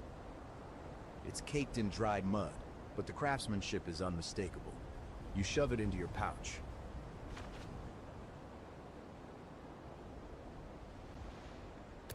A raven. Fate has a sense of humor. Or maybe you just like shiny things while you bleed out. A low snarl echoes from the tunnel behind you, closer this time. The wolf is returning, and it's not alone. The draft carries the scent of wet fur and fresh hunger. The burrow feels less like a refuge That's and right, more like a trap JSD. closing its jaws. Come on, I have an idea. Time to leave, Chosen. Unless you want to see if that brooch stops teeth. It won't. Okay. Okay, what do you guys think? Should I'm either going to do one... first I need to, like, wrap my wounds to stop the bleeding. And I can either leave the tunnel, or I can take all my clothes off and all of Leaf's clothes and set it on fire by the entrance when the wolves are coming and set them on fire. Right? Or I could take the clothes and make it look like I'm at the other end of the hall, and then I don't know, I could maybe set a fire at the entrance of the tunnel and I leave them in the chamber I'm in. And I keep going. I'll leave this up to Anna G. Anna G, I see that, David. Well, setting them on fire... The question is, if I put all the clothes there... Okay, here's what I'll do. Okay. Wrap my wound... Okay, take the rest of the sail and whatever clothes, cloth, flammable stuff I am not wearing and lay it at the entrance to where the wolves are coming towards me. Then stand back to taunt them and throw the bone torch at the cloth at the last second, catching it and the pack of wolves on fire. I have no idea what's going to happen.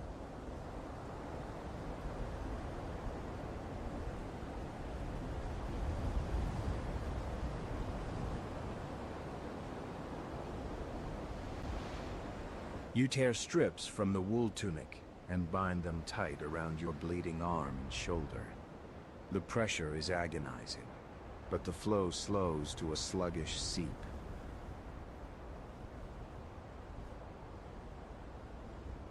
With clumsy, shaking hands, you heap the rest of the torn sail and the discarded leather scraps at the tunnel entrance, creating a barricade of dry fabric and rot. The growls from the darkness grow louder, a chorus of hungry throats closing in. Burning down the house, or at least the front door. Hope you can run faster than the fire. You back away, the torch held high, and scream into the dark, daring the beasts to come. Yellow eyes gleam in the shadows as the first wolf pads into view, lips curled back. You hurl the torch. It arcs through the air, landing squarely in the pile of sail and cloth.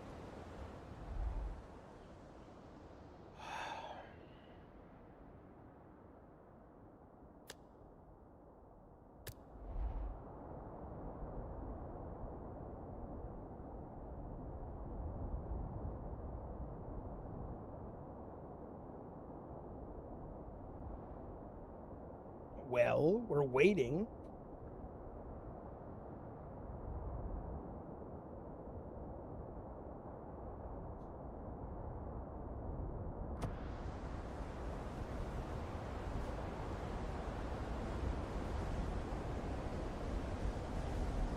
It said set the wolf pack on fire. Let's see what it says.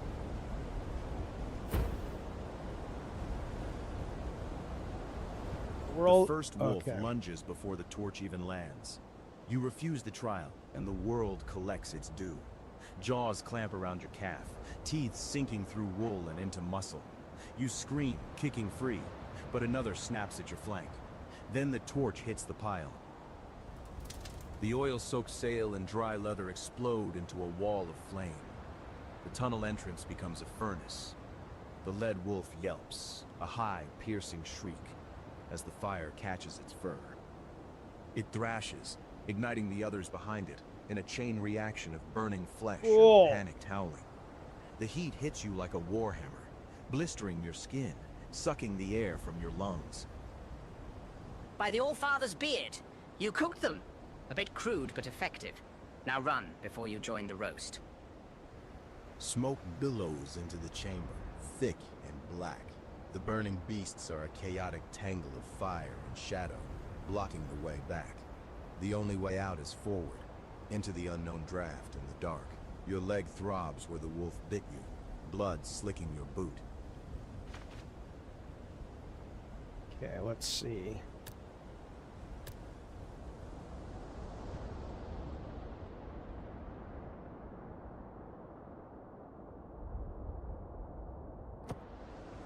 Oh, see, when that's so satisfying. You guys, I don't know. Go get the demo for this fucking thing. It is so satisfying. Not only is this story different than last night, totally new sections, but you tear another strip from the wolf. The fact that worked? Already Come stiff on. With your own blood in the wolf's. Binding the calf wound is a jagged, breathless labor. Every pull sends a shock up your leg that whites out your vision. The knot holds, but the blood soaks through instantly, a dark bloom against the gray wool. Behind you, the fire roars, a hungry beast consuming the tunnel and the burning wolves. The heat is oppressive, blistering your back, but the smoke is worse. It curls around you, thick and choking, tasting of singed fur and old death. You crawl forward, dragging yourself through the narrowing passage. The draft pulls at you, a cold finger beckoning from the dark ahead. The earth presses down, heavy and suffocating. The light from the fire fades, replaced by the dim, uncertain glow of your dying torch. The tunnel slopes upward. the rough stone tearing at your clothes and skin. Every inch is a battle against exhaustion and the screaming pain in your leg. Choking on smoke and bleeding in the dark. At least the wolves are having a worse night. Keep moving, Chosen. The air gets thinner ahead. The tunnel abruptly ends. You push through a curtain of hanging roots and dead vines, tumbling out onto a rocky ledge. The air here is biting cold, clean and sharp after the suffocating burrow. You are on the cliff face, high above the churning sea.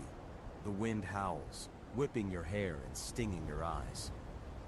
Below, the waves smash against the base of the cliff, a foaming white violence. To your left, the cliff curves inward toward a dark, dense forest. To your right, the path narrows to a precarious ledge that hugs the rock face, leading toward what looks like a break in the cliffs further south.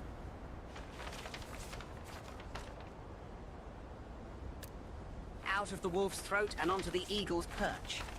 Which way, survivor? Into the trees, or along the edge where the wind tries to throw you off? Let's go into the trees.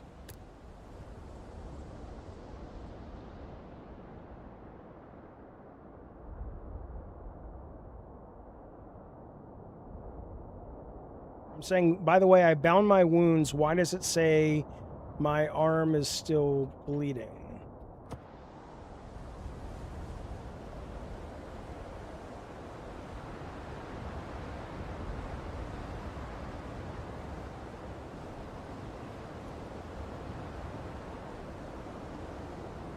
Hey, Bashful Riot. Good to see you, buddy.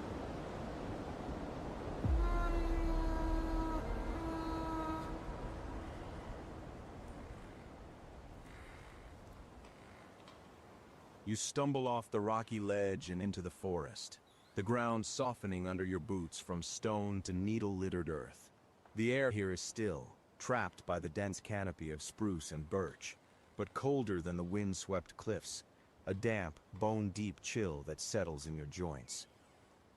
Ahead, a massive oak tree dominates the clearing. All right, Anna G, Its you gnarled make the next branches decision. twisting against the darkening sky like arthritic fingers. A crude structure clings to its trunk 6 meters up, smoke curling from a platform. The silence is unnatural. No birds call, no small animals rustle in the undergrowth. Only the wind hissing through the upper branches and the distant, rising howl of wolves. You tied a rag around a gash, Chosen. It slows the dying. It doesn't knit the flesh. You're still leaking. The world can smell it. Your arm throbs in time with your heartbeat, the bandage already darkening with fresh blood.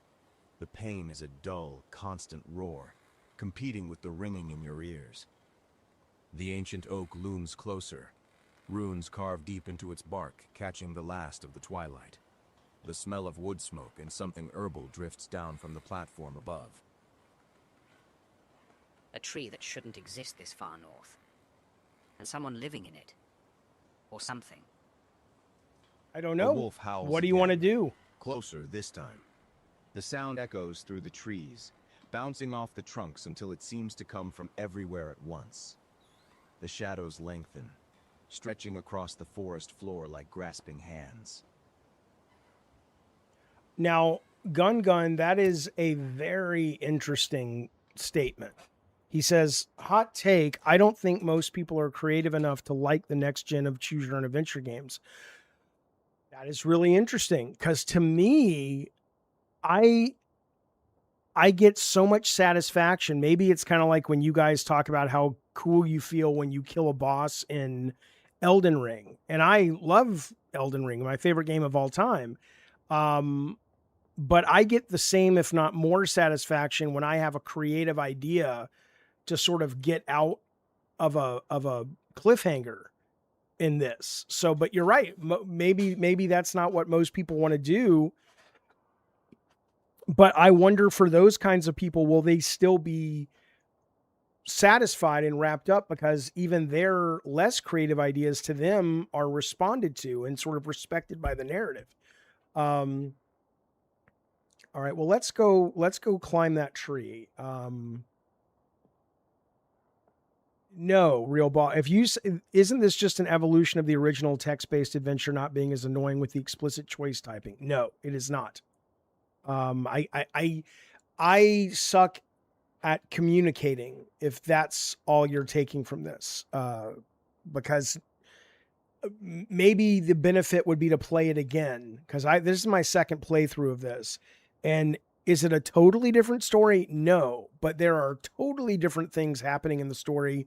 The way it's playing out, I never found that guy before. Certainly, I never, sexual assaulted him and then killed him, but I did. Who's in the tree? I don't know. You want to go up the tree, Anna? What do you want to do, champion?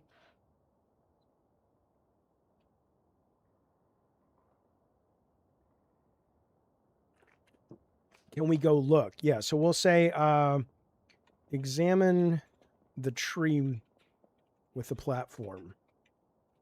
I don't want to go up yet, but I need more info about what it is. There we go. Hi, Courage.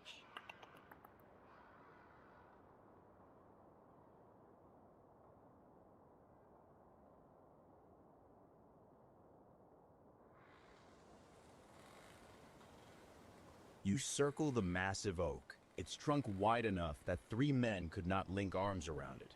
The bark is blackened with age, deep fissures running like scars through the wood. Carved into the living wood are runes, stark and angular, catching the failing light.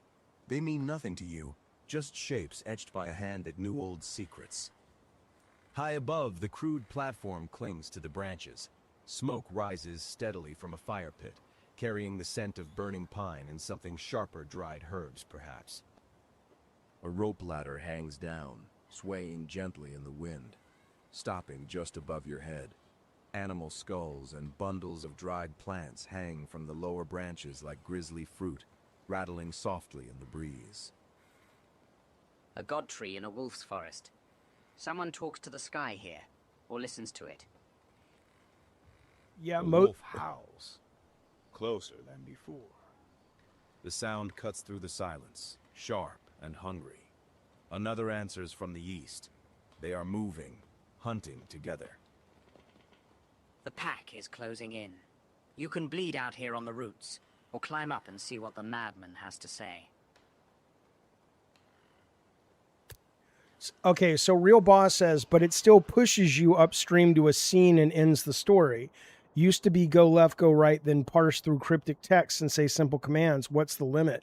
So, hello, Middle Earth. So all I can tell you right now is I don't know the full structure, but if you go to their website, and I get you, a lot of people haven't even read a book. So, but this is not the end game, right?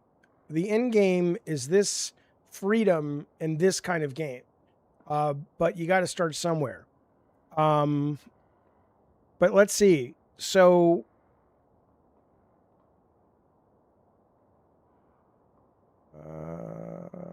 here's where they say, it says, a writer builds the world from scratch. Location, characters, mysteries, the spark that pulls you in. Thank you, Damon, for the gift. I appreciate it. Thank you so much.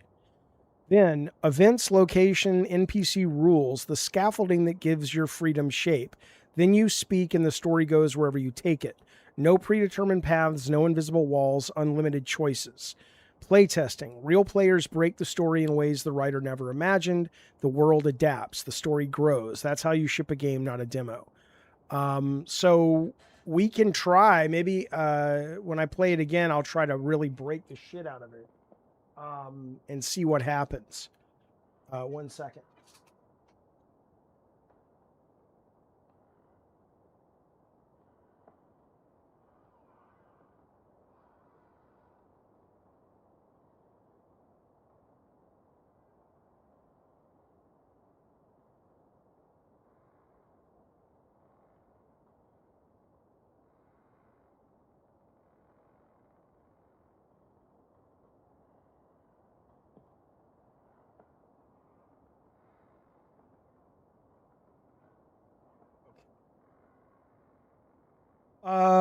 Okay, so I'm going to say Race to the rope,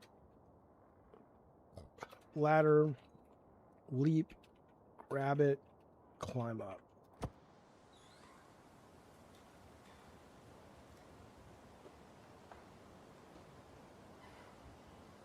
What kind of game are you looking for?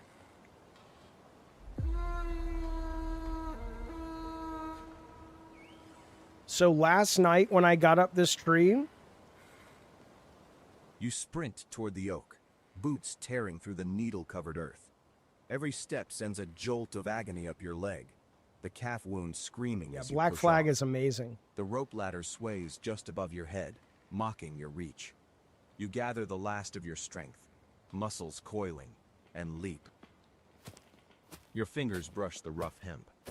You miss the first rung, your weight slamming against your armpits as you scramble for purchase. The rope burns your skin, but you hold on, your body jerking as the ladder swings wildly under you. Below, the bushes rustle. Gray shapes slip between the trunks, silent shadows closing in on the tree. They're fast. And you're bleeding on every rung. Think you can climb faster than they can jump? Oh my god.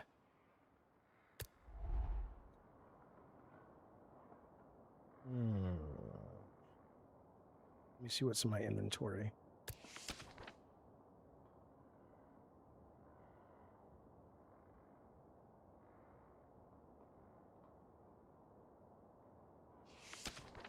Try this. Drop the mead under the ladder to distract the wolves as I climb up as fast as I can. No internet. Hang on.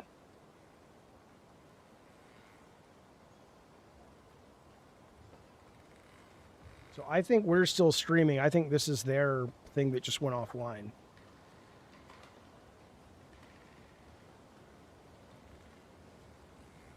Where are you going? Oh, okay. Love you too, baby. Have fun. Okay, I think it saves it. So let me try to quit. Are we still streaming though? I'm almost certain we are. Okay, so let me relaunch it.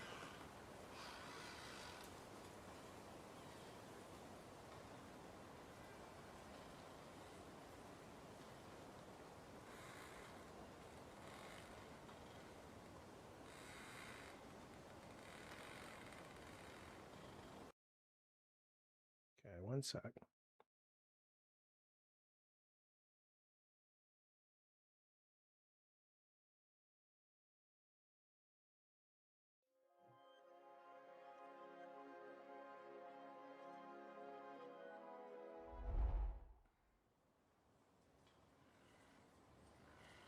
Okay, let's see if it loads. Continue.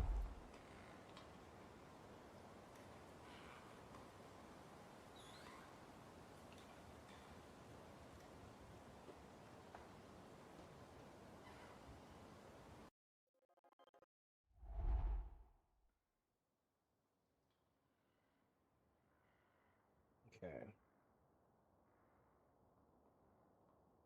One sec. All right, so we're still live, right? Yeah. Okay, one second.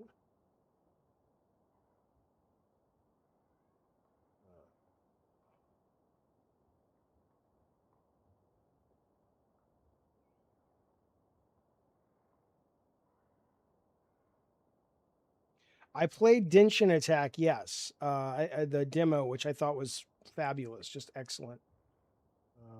Once I just got to send my brother a link. Hang on.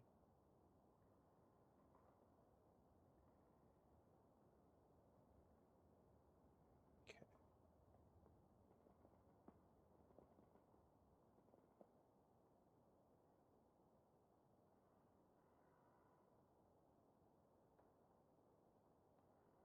Oh, where's the share button?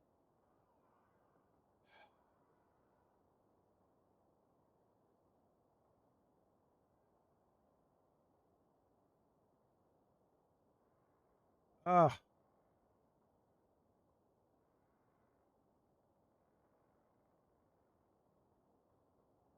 it is. Okay.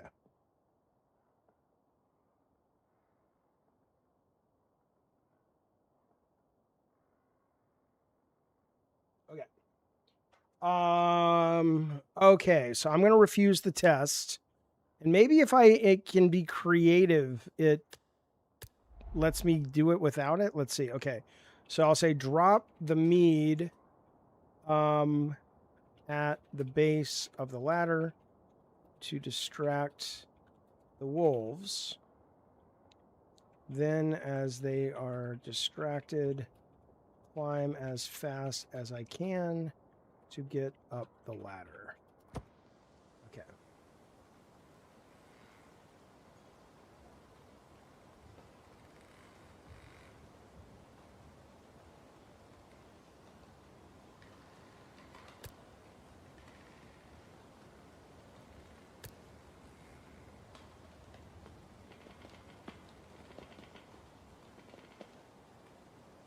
You fumble for the mead flask at your belt, the ceramic cold against your bloody fingers. With a grunt of effort, you hurl it downward. It smashes against the roots, the sweet fermented scent exploding into the air, instantly overpowering the copper tang of your blood. The lead wolf skids to a halt, nose twitching, and the others snap their attention toward the shattered prize, snarling as they fight for the first taste. You seize the moment. Your hands grip the rough hemp of the ladder, and you haul yourself upward, rung by agonizing rung. Your injured leg screams with every pull, the wound threatening to reopen, but the adrenaline drowns out the pain. Below, the wolves are tearing at the clay shards, lapping up the spilled mead. Courage. Their attention temporarily diverted from the bleeding meat climbing the tree. The ladder sways violently under your weight, the hemp creaking.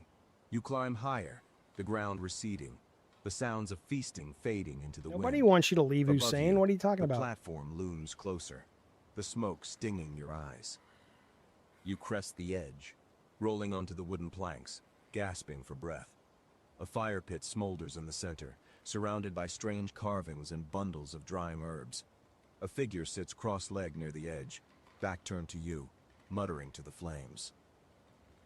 The wind speaks of blood and honey today. And something else. Something that climbs.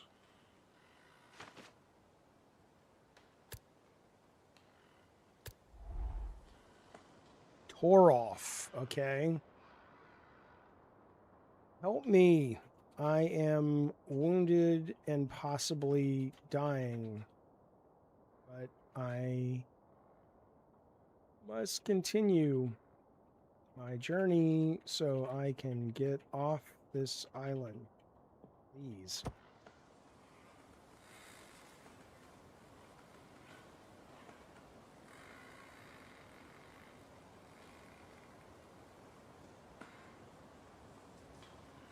Oh yeah, there you go, Riot. You goddamn right. The figure turns slowly, the movement deliberate. Like an old tree creaking in the wind. The face that meets yours is a map of weathered lines. Wild gray hair framing eyes that seem to look through you rather than at you. A necklace of small bones and feathers rests against a patchwork of furs. He studies your blood-soaked clothes, the bandages darkening on your arm and leg, the singed hair and the raw claw marks on your chest. The wind spoke true. Bleeding meat climbing the god tree. And you ask for help. He's a poet and you're a sieve. Ask him to patch the holes before you drain out. You carry death with you, Strandwalker. It clings to your boots. Oh, he knows But I the killed Allfather that did guy. not bring you here to rot on the roots. Enter. The fire is warm, and the gods are Hey, listening. thank you, Elijah Francis. I appreciate it, buddy. He Interesting. gestures toward the okay. opening of the treehouse. I want to see if he A knows crude I killed that doorframe guy. covered in heavy furs. Because my The boots. smoke from the fire pit curls around him, thick with the scent of pine and something bitter herbs. Bitter herbs. Below, the wolves have finished the mead and are snarling at the base of the tree, jumping at the trunk, but finding no purchase on the smooth bark. Unless you prefer the company of wolves. They are hungry tonight.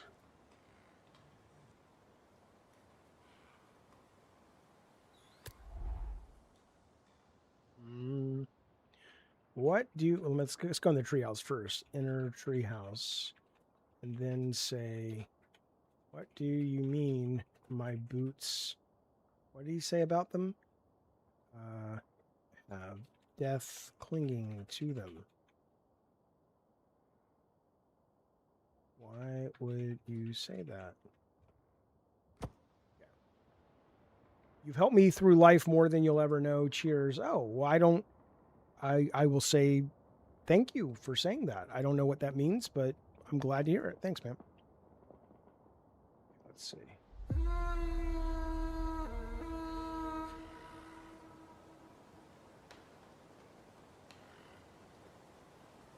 You push through the heavy furs covering the doorway, the smell of smoke and dried herbs hitting you like a wall. The interior is cramped, a single room carved into the living wood, low ceiling forcing you to duck. Shelves line the walls, cluttered with jars of roots, feathers, and bones that rattle in the draft. A fire pit in the center burns low, casting long, dancing shadows over the rune-carved walls. The heat is immediate, stinging your cold skin, making your wounds throb in protest. Death clings to you, Strandwalker. It drips from your fingers. The wolves smell it. The ravens smell it. Even the trees lean in to listen. He's dramatic, but you are leaving a trail of blood across his floorboards. Do you charge for new flooring? Sit. Before you fall, What was that? the fire does not judge the burning. Torolf gestures to a pile of furs near the fire. He moves with a slow, fluid grace, despite his age, and begins rummaging through a clay jar on a shelf. You carry something else, too. Something heavy. Not just the weight of survival.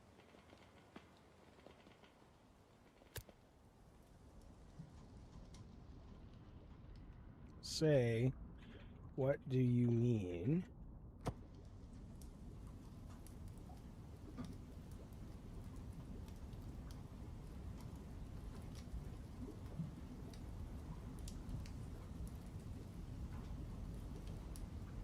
Let's press this. Death is not just the end of breath, Strandwalker. It is the path you walk. Okay, one sec, here you The go. man on the beach. His blood is on your hands. The wolves in the tunnel. Their screams follow you. Do you not hear them? He sees the blood on your soul, Chosen. Or maybe he just smells the wolf guts in your hair. He Subtlety isn't his remembers. strong suit. He remembers I killed that guy. Let me see what the beast has done to you. The fire burns, but the flesh remembers. That's awesome. He sets the jar down and reaches for your arm, his fingers surprisingly strong and calloused.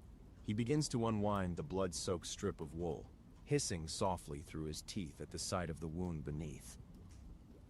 You fight like a cornered badger. Did you win? Or is the wolf still counting your ribs?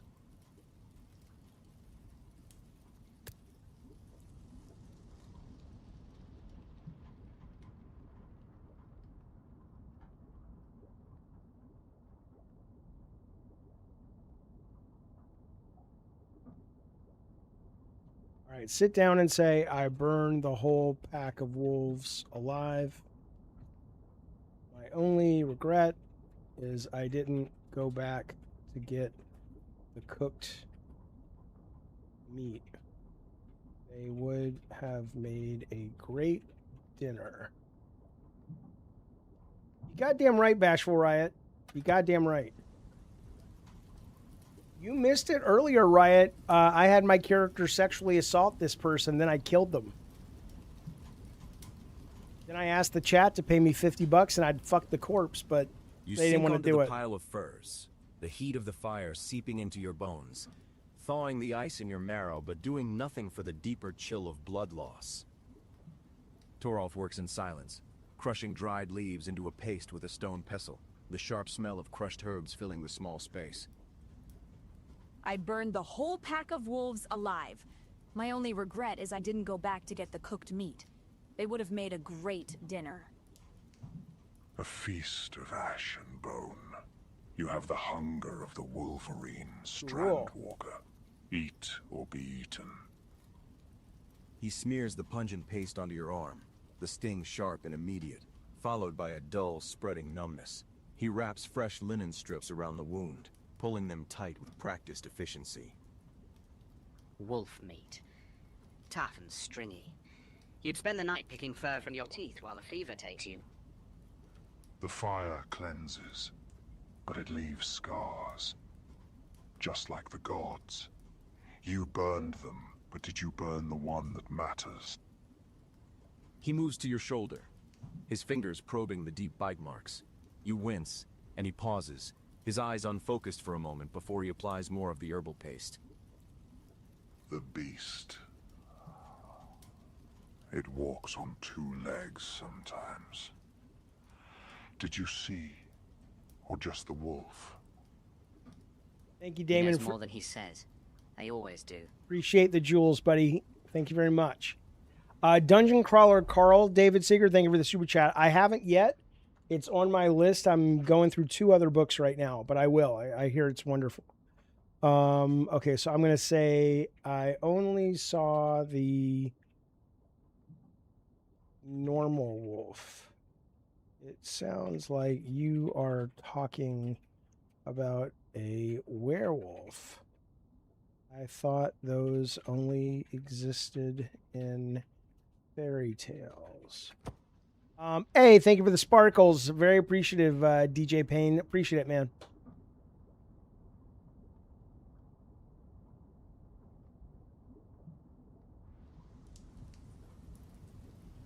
Torolf's hand still on your shoulder, his grip tightening for a fraction of a second at your words.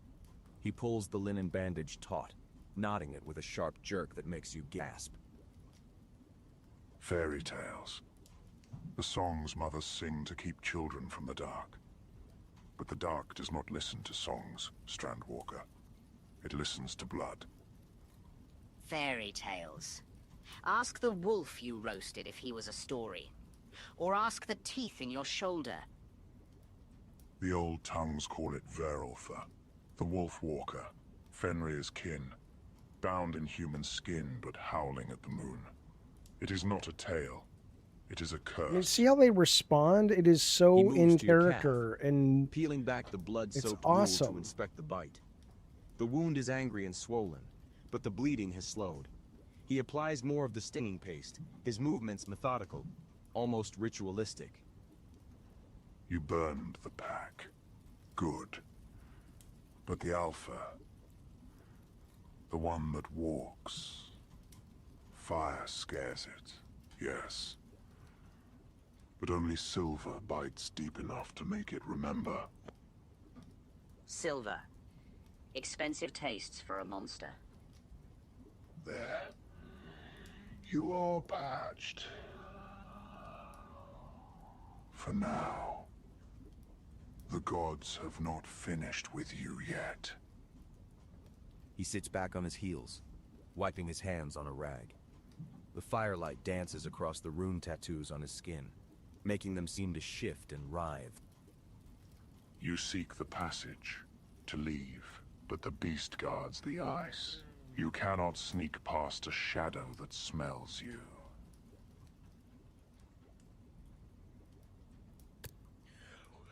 JSD, you old knucklehead. Thank you so much. That is staggeringly generous. Thank you so much for the super chat.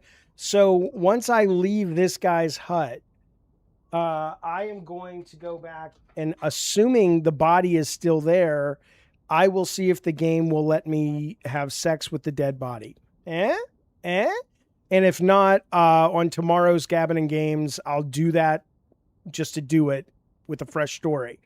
Because I got to get your money's worth, baby. Thank you so much for the super chat, man. I appreciate that, JSD, and all that you do for the show and the community. Thank you, buddy. But first, let me finish up the story in here. I'm going to ask him about the runes real quick. First, I'm going to say this. Say this. First say this. Do you know JSD? He is very generous. Perhaps he can send aid to help me kill the Alpha. Let's see what he says. Maybe he knows JSD. You never know.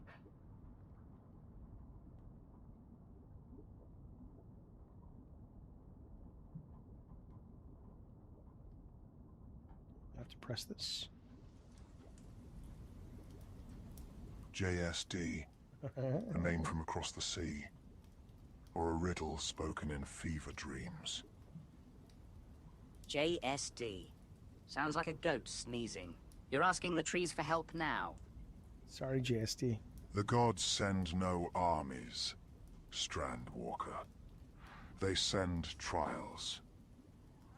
If this JSD is generous, let him send silver. Yeah, or berserk or issues. Fire. Until then, you have your axe, and you have your wits, such as they are. Yeah, sorry. He's right. The only aid coming is the kind you carve yourself, or steal. The Alpha, the Varulfa, it hunts under the blood moon. Tonight, you want to kill it. Then you must find what bites it. Silver, fire, or perhaps you just want to run.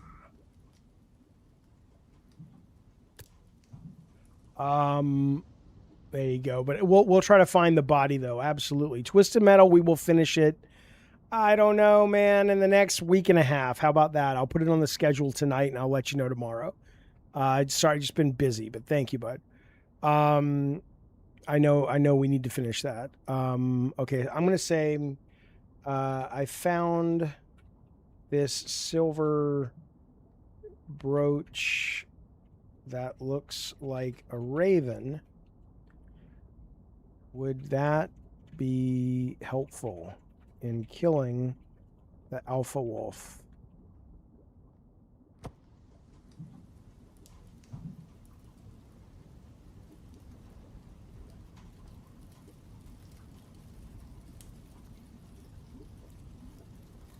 Come on now. You pull the tarnished silver raven brooch from your pouch, holding it up to the firelight. The metal catches the glow, the bird's wings seeming to flutter for a moment in the flickering shadows. Ah. The bird of thought. A fitting shape for one who seeks to remember what was lost. A raven. How original. Did you steal it from a dead god? Or just a dead merchant? Silver, yes. The moon metal. It burns the Varulfa like the sun burns mist. But a brooch, it is small. A pinprick against the storm. Turolf takes the brooch from your hand, his thumb rubbing over the tarnished surface. He holds it close to his eyes, examining the intricate filigree. You cannot throw it. You must make it bite. Do you have a weapon? A staff? An axe? I don't know what I have left. Drive the silver into the haft, into the edge. Make the iron carry the moon's cold fire. He's telling you to graft it onto your axe. Or maybe your knife. Anything that swings. The beast heals fast. Iron wounds close like water. But silver leaves a scar that does not forget. If you strike true, it will weaken. If you miss, well, then you are meat. He hands the brooch back to you, his expression unreadable in the shifting firelight. Outside, the wind howls through the branches, a lonely, hungry sound. The moon rises soon. The blood moon. Will you hunt Or will you hide in Godatal until the wolves come to the door?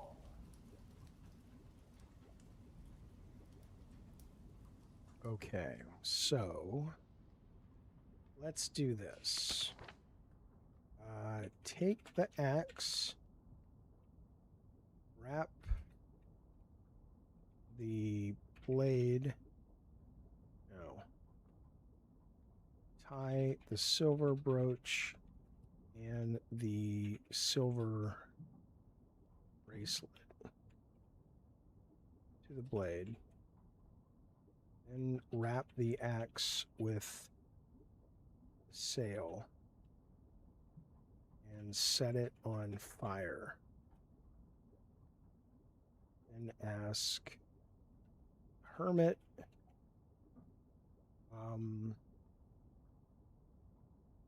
do you think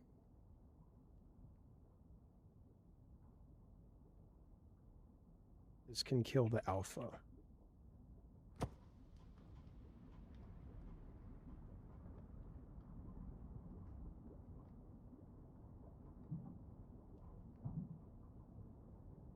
Yeah, apparently that Twisted Metal thing's been updated quite a bit. I just haven't gotten around to playing it. I don't, hang on. You set to work with grim purpose. The silver arm ring was soft enough to bend around the axe head, biting into the iron. You tie the raven brooch against the blade's edge, using leather strips to secure the moon metal tight. Then you wrap the torn sail around the haft, binding it with more scraps of leather until the axe looks like a ragged torch waiting for a spark.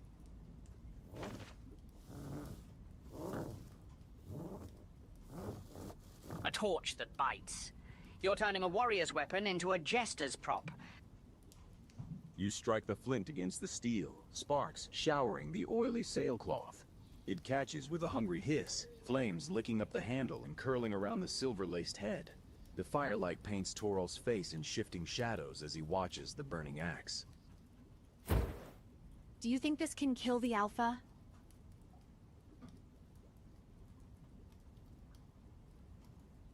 I have to press this. Kill. Anything can die if you cut it deep enough. But this... fire to burn the wolf, silver to burn the curse. A clever madness. The Valifer is fast. Faster than your arm. If you miss, the fire dies. And you are just meat holding a stick. Lennon, I can't help it if you don't have the vision, buddy. I can't. You He's know. saying don't miss. Or do. It'll be a short story either way. You can't deep fry the blood bird. moon He's a rises. metaphor. The beast will be hunting. Will you wait for it here, or go meet it in the dark?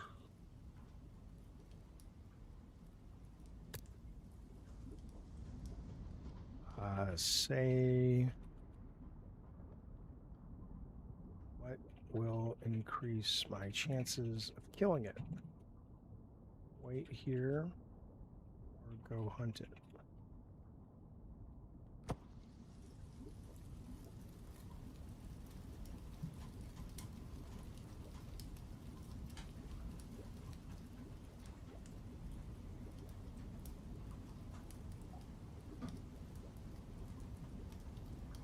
Toralf watches the flames lick at the sail wrapping on your axe, his eyes reflecting the firelight like polished stones. He rocks back on his heels, a faint, rattling breath escaping him. Wait here, and you make the god tree a baited hook. The beast knows this place. It smells me. It smells the offerings. It will come. But on its own time, when the moon is high. Or it waits below for you to climb down. A trapped rat in a wooden box. Go hunt, and you walk into its teeth. The forest is its den. It knows every shadow, every path. But the hunter who strikes first sometimes lives to see the sunrise. He gestures vaguely toward the window, where the dark mass of the forest presses against the treehouse. The passage is east. The ice. If you run, maybe you reach it before the moon bleeds. Or maybe the Varulfer is already there, waiting for the runners. Stay and fight on a rope ladder. Run and fight in the dark. Truly, the All-Father has given you a feast of bad choices.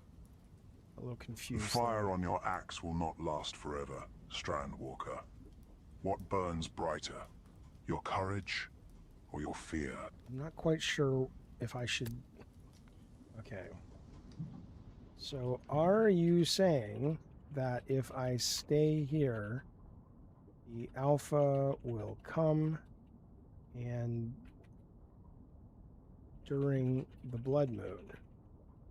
Or if I want to kill him, I need to go... So I'm saying, so are you saying if I stay here, the Alpha will come during the blood moon? Or if I want to kill him when the blood moon is up, I need to go out and hunt? I need clarity.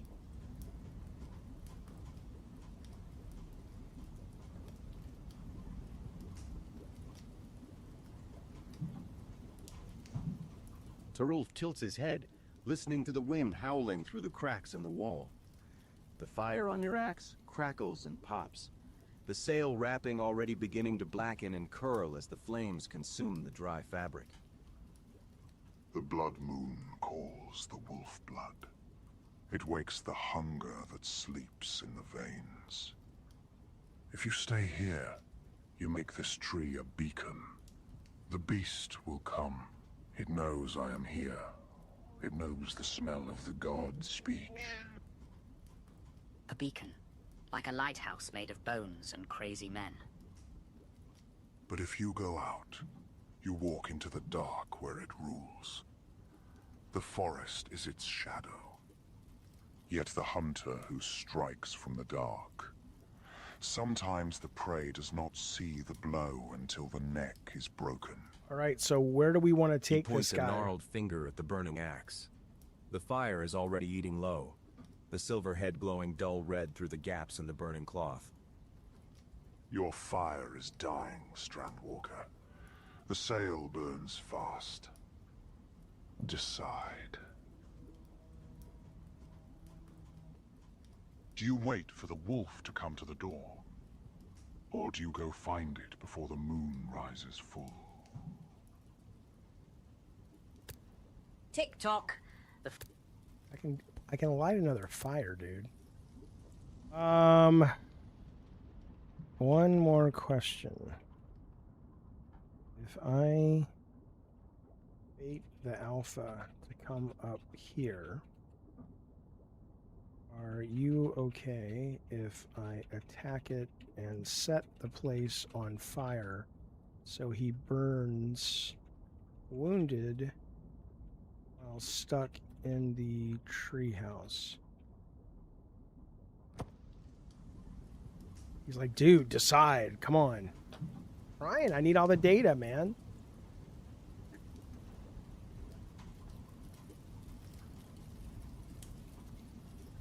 Torolf stares at you for a long moment, the firelight reflecting in his pale eyes like embers in a dead skull. He glances around the treehouse, at the runes carved into the wood, the hanging herbs, the skulls of small animals watching from the rafters. A slow, rattling chuckle builds in his chest, shaking his shoulders. Burn, God-Eater. The All-Father built this world from fire. Perhaps it is fitting it ends in fire. He's actually considering it. I thought he loved this moldy perch. The Varulfer is fast. If it comes up the ladder, it will be trapped. A wolf in a cage burns just as well as a wolf in the den. He gestures to the shelves of dried herbs and jars of paste, the piles of furs and the fire pit itself.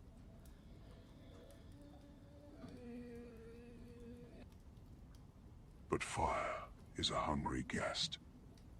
Once you invite it in, it eats everything. The roof, the floor, The God Speaker. Are you willing to watch me burn to kill the beast, Strandwalker? A small price for a warm night, wouldn't you say? The flames on your axe sputter and dim, the sail wrapping nearly consumed. The silver head glows faintly in the dying light, the heat radiating against your palm. Your torch is dying. The moon is rising. Decide now. Do we wait for the wolf in the burning house? Or do you take your fire into the dark? I'm going to say we'll wait. I will wait. In the meantime, I want to build a door. I don't know if it'll let me do this. That I can... How do I get out of here? If I can get out, he can get out, right?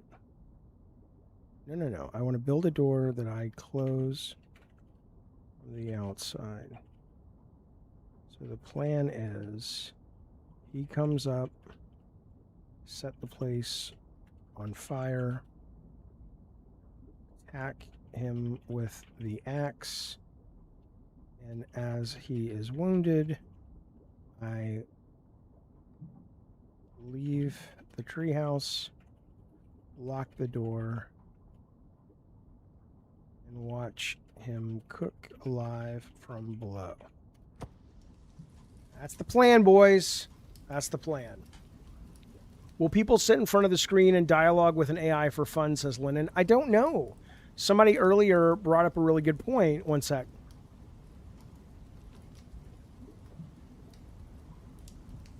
Which is, some people just don't like being creative or aren't creative enough that that's sort of what they do for fun.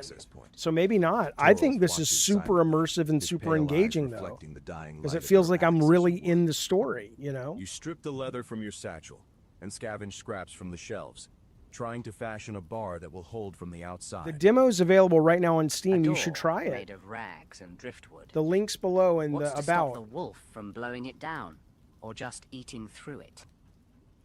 You weave the leather strips through the furs, lashing them to the frame of the trapdoor opening, trying to create a mechanism that will hold fast but release when you pull a cord from the ladder. The wood is green and stubborn, the leather stiff with cold.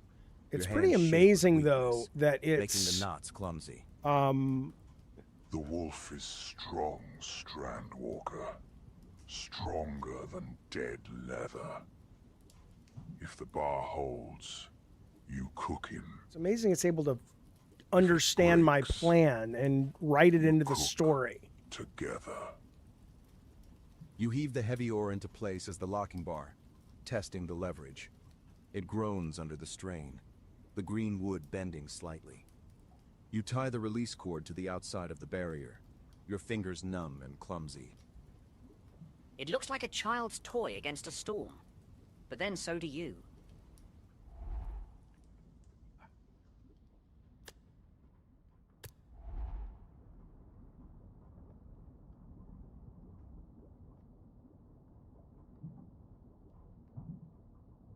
Ask this. What if I take one of the silver items and attach it to the door?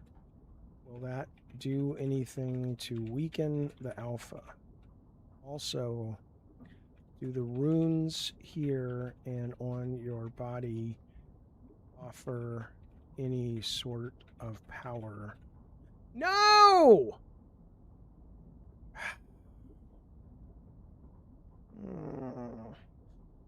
No. No. I was so in. You have. Here's what's funny. I know watching this from the outside is probably one of the least. And I said this when I'm like, yeah, I want to stream this. Let me reload it. One of the least compelling streams just to watch visually. But when you're playing it, or at least when I'm playing it, I am super duper engaged. Oh, are we back? I am absolutely super engaged playing this game. All right, let's go to Steam. Yeah, it might be more popular than they expected. I have no idea. Thank you, KP. No, but I mean, I'm saying I know it's more fun to watch somebody stream a game that's not just reading, but that's why I really do advise you, if you're even semi-interested in this, go onto Steam if you have it, and try it and see if you get caught up in the same thing, because to me it feels really immersive. All right, let's see where it's saved.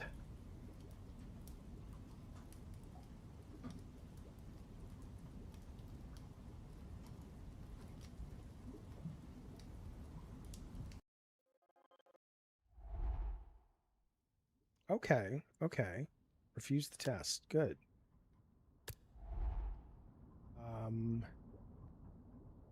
Thank you, KP. Appreciate the super chat. We also got to go fuck that dead body if it's still out there, but 1 second. Type your action. Ask them 2 questions.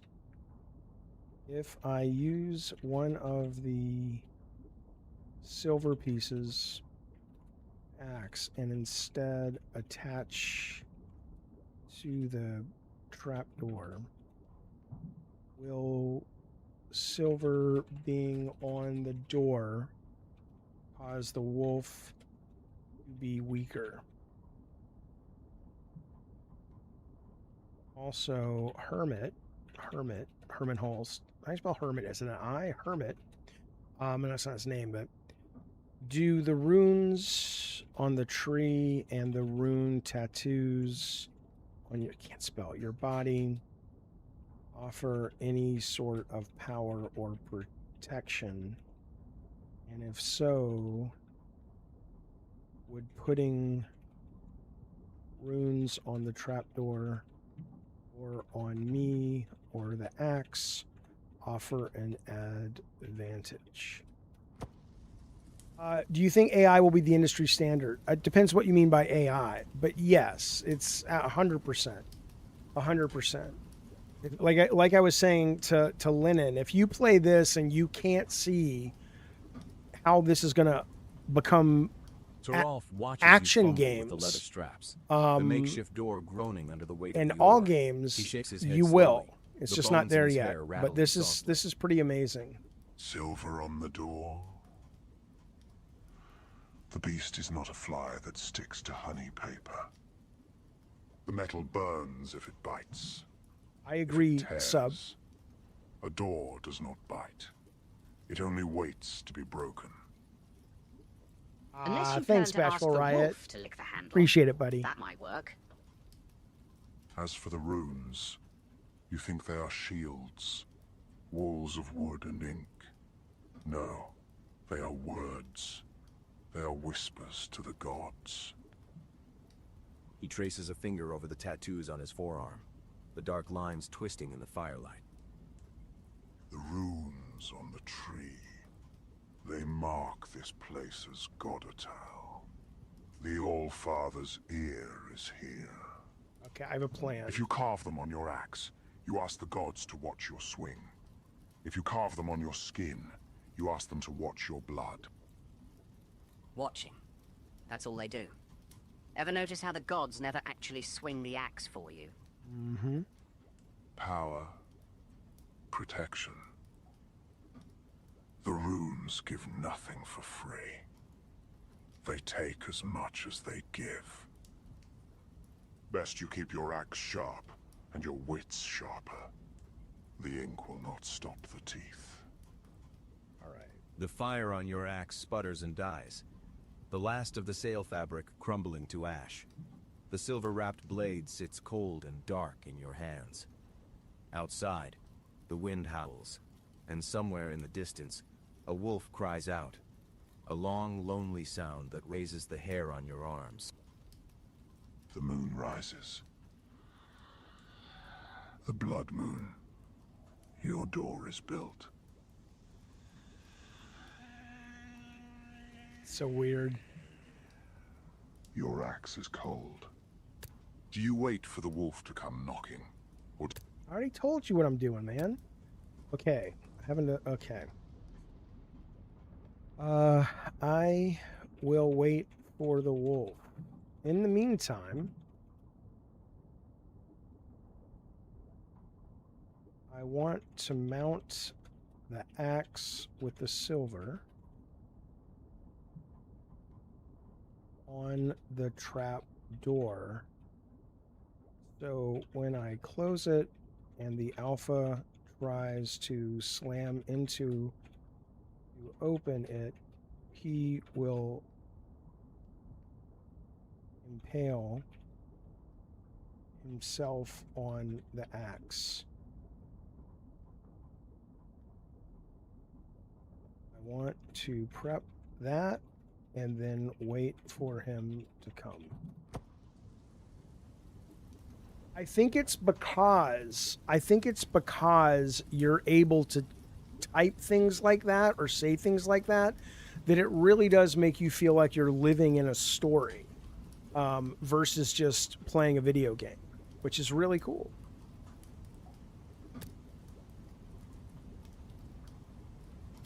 Come on now, what's happening?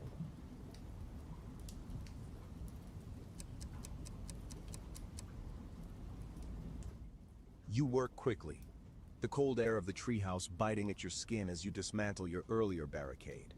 The heavy silver-wrapped axe is lashed to the trapdoor frame, the blade angled upward like a metal fang waiting for a throat. Come on, this has to work. You test the give of the wood. It groans, but the leather bindings hold. Torolf watches from the shadows, his pale eyes reflecting the dying embers of the fire pit. a bear trap made of driftwood and moon metal.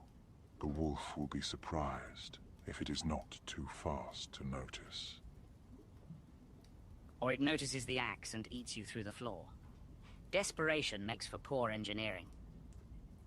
You retreat to the far side of the platform, your back against the wall, and wait. The wind outside dies down, replaced by a heavy, suffocating silence. Through the cracks in the planks, a red light begins to bleed into the room, the blood moon rising above the canopy. The shadows stretch long and twisted, and the runes carved into the walls seem to writhe in the crimson glow. It comes. The air. It tastes of copper. Prepare yourself, Strand Walker. The guest of honor is knocking. Okay. Below, the rope ladder Exciting. creaks under a weight that is too heavy, too Exciting. deliberate. A low, guttural growl Okay, get ready, vibrates through boys. the Get ready, floorboards, boys. Here we shaking go. the dust from the rafters. Something is climbing. Something. Nobody under the age of 50 is going to feel immersed by this. LOL, says Tiny Tacos. You're missing the point. Have some vision. It's not that this is going to be the game specifically that outsells Grand Theft Auto 6, you guys. Come on. This is supposed to be the smartest chat on the internet. You guys have to know what I'm talking about. It's exactly like Submachine says. Conceptually, the possibilities are fun to think about for bigger games like Elder Scrolls. Yes, imagine this in Elder Scrolls. Imagine this in GTA. Imagine being able to connect with not just the NPCs, but the story. And I mean, and it changes. And come on, man. It's like everything in the world. People were saying, Adobe won't have a place. It becomes industry standard. With computers, cars, there's always a pushback. Yeah, I know, but it's like, come on, man. Come on, man. Have some vision. Okay.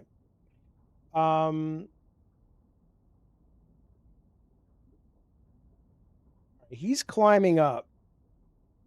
So I want to, okay, stand back at the far end of the room, light a torch from the fire, and shout, Come and get me, you son of a god-sucking fuck. Maybe? You goddamn right, Tiny Toxic. It's got more gameplay than the Wolverine. I don't know why I put that in quotes, the first part. You snatch a brand from the fire pit, the dry wood catching with a hungry crackle. The red light of the blood moon floods the platform, turning the oak's runes into veins of fresh blood. You plant your boots and scream your challenge into the dark, the words raw and desperate. Come and get me, you son of a god-sucking fuck. Yeah! Below, the ladder snaps with the sound of breaking bone. A massive weight slams against the underside of the trapdoor. The wood groans, splinters, and then bursts open. The beast explodes onto the platform, a nightmare of muscle and fur, eyes burning like coals in the crimson gloom. It lunges upward, straight into the silver-wrapped axe mounted on the frame. Oh, I didn't mean it to do that. That was not my plan, silver but okay. Flashing like lightning in the wound.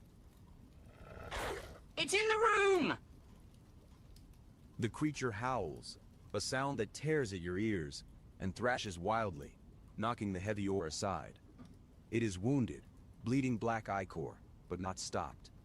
It turns its burning gaze toward you, lips peeling back from yellow fangs the length of your fingers.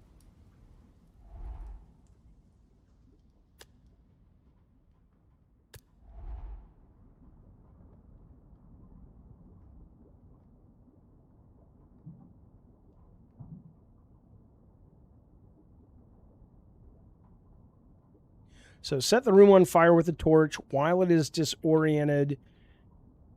Dash past it and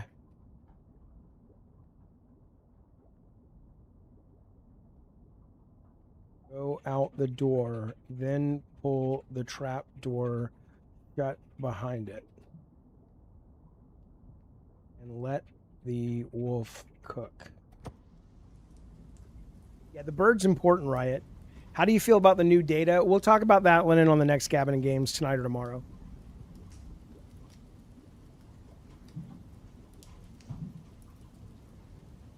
Is it going to work?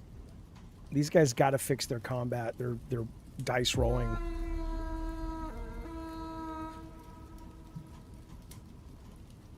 Here we go. This could be it. You thrust the torch into the dried herbs hanging from the rafters. They catch instantly, the fire blooming like a sudden flower of orange and yellow. Please work, please work. Flames lick across the It's pine so resin exciting and because dry if it works, floorboards, you're the one who came up with spreading it. fast in the draft of the trapdoor. The beast thrashes, the silver axe buried deep in its chest, black ichor pumping onto the wood. It howls, a sound of pure rage, and swipes at the air. But the pain and the sudden blaze confuse it. Goddamn right. Come on, baby. Make it work. Make it work. Move! It's right there! Jesus Christ, that scared me. You dive. The heat washes over you, singeing your eyebrows and blistering your skin. You scramble past the thrashing bulk of fur and muscle, its claws raking the air inches from your head. You hit the trapdoor frame, grab the edge, Come on! and swing yourself out into the night air. Below you is nothing but darkness. Don't worry about it. Don't worry about below. Above, the beast roars as the fire finds its fur. Close the door. You reach up, grab the handle of the trapdoor, and heave. The heavy wood slams down, the latch catching with a final metallic click. The platform above you becomes an oven. Muffled snarls and the crackle of burning wood echo through the floorboards. The beast is trapped. Did we do it? Did we do it? This is so exciting.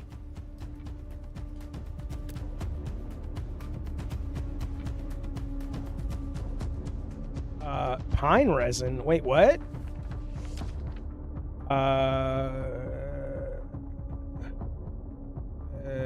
What? Smear on cloth. Okay. Tiny toxic to a large degree, yes. The one thing is when you skip the combat, I don't know how much the game can get you into a negative state. It would be nice if some things I tried were like, that won't work. And last night, that was the case. Like, I tried to fly last night by praying to Odin, and I ended up jumping and falling and breaking my leg and dying because the wolf ate me. So it may just be that I have better ideas tonight. I don't know. Okay, so I don't know why I just got that amber, but okay.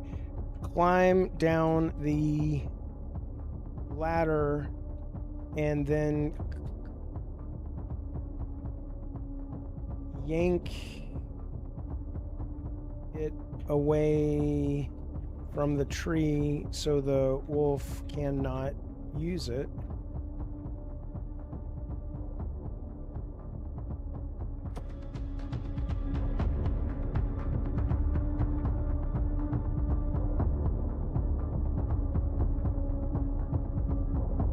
Come on, baby. Come on, baby. This is like creative combat, like for creative people and writers. It's like, can you outthink the game? Can you outthink the narrative? Swing onto the rope ladder, the rough hemp biting into your hands as you slide down. Heat radiates from the platform above, and the beast's roars. He better fucking die. There better not be like a way to kill him, and it's only one way. The ropes pull free. This better fucking do it. And the ladder collapses. If not, I'll have an issue with this game. Above, the treehouse is fully engulfed. Flames lick through the cracks in the floorboards, and the silhouette of the beast thrashes against the trapdoor. Torolf has not followed you out. His silhouette is gone from the window, swallowed by the smoke. Maybe I can sexually assault the burnt He chose corpse. the fire. Or the fire chose him. Either way, he's not coming down. The ancient oak groans in the heat, its blackened branches shedding glowing embers into the snow. We killed it! The beast howls one last time, a sound of rage and agony that echoes through the forest, then falls silent. The fire consumes Godhead. Goddamn right it does. Do not fuck with me. It's dead. Or dying. But the smoke, that will draw eyes. Not all of them human. The forest around you is dark, lit only by the dying glow of the burning treehouse, and the eerie red light of the blood moon filtering through the branches. The path south leads into the deep woods. The path west climbs toward the high cliffs. The path east leads to the lookout.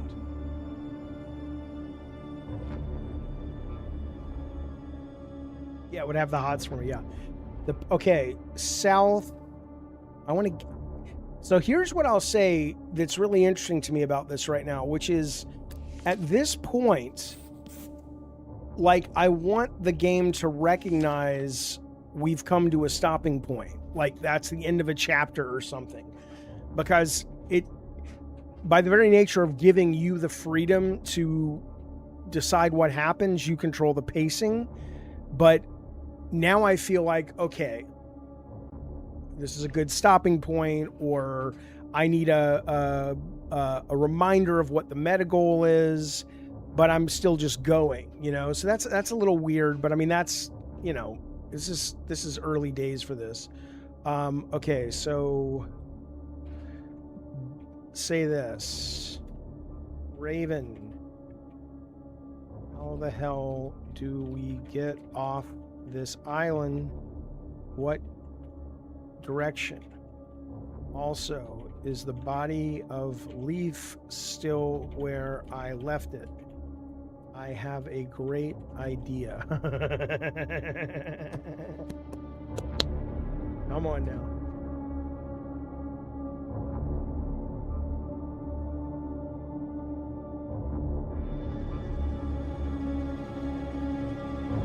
The heat from the burning treehouse presses against your back, casting long, flickering shadows across the snow. He's dead. Hugin Oh no, lands Hugin's on the a bird. nearby The bird. branch, Okay. his obsidian eyes reflecting the crimson glow of the blood moon and the inferno above. Off the island? That way. East. Toward the water. The ice bridge waits, though it cracks like old bones. As for the scout, yes, he lies where you left him. Cold meat on the cold rocks. What great idea involves a corpse, I wonder? You're about to find The out, ancient sweet oak sweet groans bird. loudly, a shower of sparks cascading down as the fire consumes JSD the paid for the platform above. debauchery, The baby. beast's silence is heavier than its roars were. I wonder if I should go look up the The body. smoke will bring others. Wolves, men, worse. Which way do you run, survivor? Run to Leaf's body. This may kill me, but it'll be worth it. Whenever they want to see it, KP. You turn your back on the burning Godatadal and sprint into the dark forest. The heat of the fire lingers on your skin for a moment. Then the cold air wonder of if the it's gonna North let me Forest do it. swallows you whole. The red light of the blood moon filters through the dense spruce branches, casting long, twisted shadows across the snow. Your boots crunch through the drifts, your breath coming in ragged gasps that tear at your smoke-scorched throat. The silence of the forest is heavy, broken only by the distant crackle of the burning treehouse and the soft thud of your own footsteps. The game is You reach the place where hang you on. left him. Oh, ooh. Left Ooh! lies exactly where you abandoned him, half buried in a snowdrift against the roots of a massive pine. His skin is pale as milk, his lips blue, his dark hair crusted with frost. He looks smaller than you remember, Well, a broken thing discarded by the storm. His sea axe knife is still gone from your belt, the only weapon you took from him. that's right. Hugin lands on the branch above the body, tilting his head. Here he is, the scout who couldn't scout. So, what is the great idea? Do you plan to eat him or wear him? The The AI. cold wind whips yeah. through the trees, carrying the faint scent of smoke from the west. Well, I will say a few things. What I really like is instead of having to go to the map and go basically go north, go east, there's the body, I just tell the story, take me there. And it writes a story about how I got there. That's awesome. Bashful Riot says the AI bot is going to start suggesting better help ads to you, Jaffe. It's not my idea. It's JSD's idea. He paid money for it. He's a goddamn narcoleptic prostitute customer. Okay. Have sex with body and say this. I say this during it. Odin, check your girl out. I'm having the intercourse with an inner corpse. Get it, Odin? Get it? Oh, Lord. Here we go. Hey! Fuck you! I got to have sex with him when he was alive. Now I can't have sex with him when he's dead? Well, fuck you then. Dumb game. I hate this. Okay. Oh, kiss the dead body on the mouth.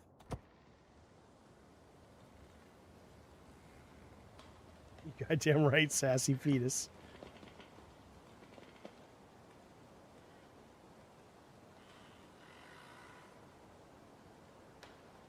You kneel in the snow beside Leif's frozen form. His skin is hard as polished stone, his lips a blue line drawn tight against his teeth.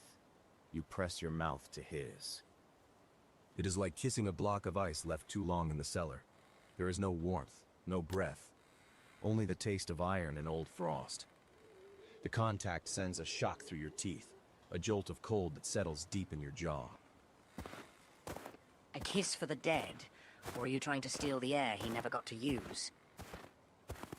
Hugin hops closer, his head cocked at an angle that seems too sharp for a bird. The blood moon paints Leaf's pale face in shades of dried meat and shadow. Above the trees, the orange glow of the burning treehouse flickers against the night sky. A beacon that screams of death. Well, and we madness. tried. We tried. You pull He's back, gone. a thin layer of frost clinging to your lips. The forest presses in around you, dark and waiting. The smoke from the fire drifts southward, and somewhere in the distance, a wolf howls a sound of mourning, or perhaps celebration. All right, let's see if we can wrap this up then. All right. Go to the ice bridge. I tried, JSD. I tried, baby. Come on now. At least you got to kiss the dead body. You guys want to see a dead body?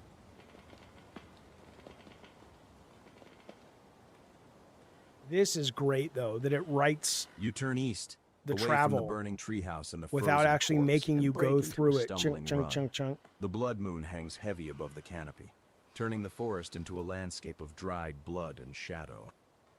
Every branch looks like a reaching hand, every shadow like a crouching wolf. The cold air burns your lungs, and the wounds on your chest and arm throb with each jarring step. The ice bridge is east, but the path leads uphill toward the rocky outcrops of the lookout first. That's cool, too. So it's... Running? Good. The fire behind you is bright, but the dark ahead is hungry. Do you hear that? The silence. I can't handle It's any more chasing you. wolves. Let's get out of here. You crash through a thicket of birch, the thin branches whipping your face. The terrain grows steeper, the snow deeper. Your boots slip on hidden patches of ice beneath the drifts. Behind you, the orange glow of GODZ is fading, but the feeling of being watched grows sharper. A twig snaps somewhere to your left, not the wind. Something is moving parallel to you, keeping pace in the shadows. Oh, come on. No!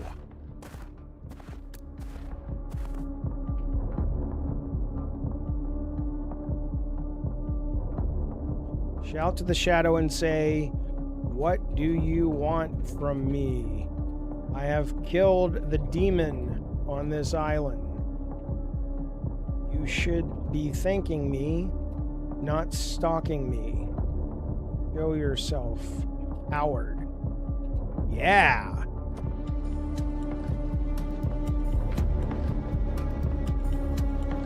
Bum, bum, bum, bum, bum, bum, bum, bum, bum.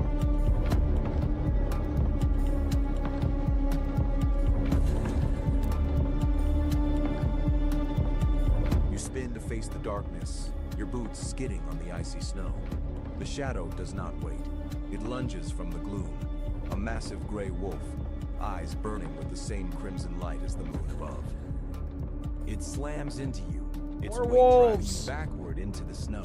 Jaws snap inches from your throat, hot breath reeking of blood and rot. You scramble to raise your arm, and teeth clamp down on your forearm, tearing through wool and flesh.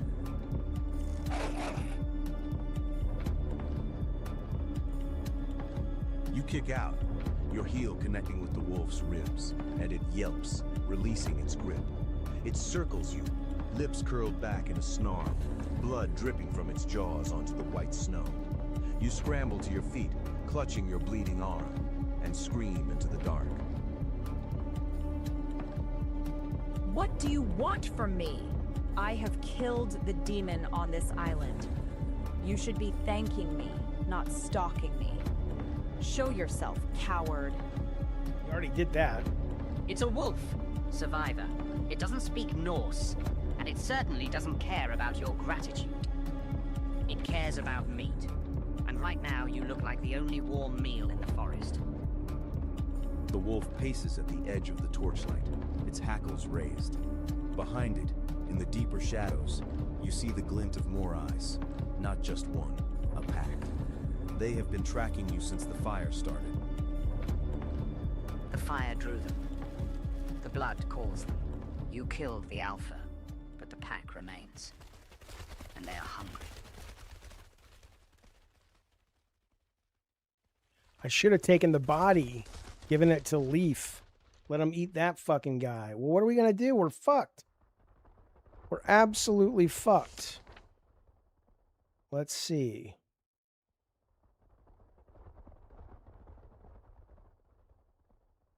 What's this? Silver wrapped? I got rid of this silver wrap thing. I have no idea what to do. Okay. Let's try. Set the ore on fire and use it to keep wolves at bay as I walk backwards towards the ice bridge.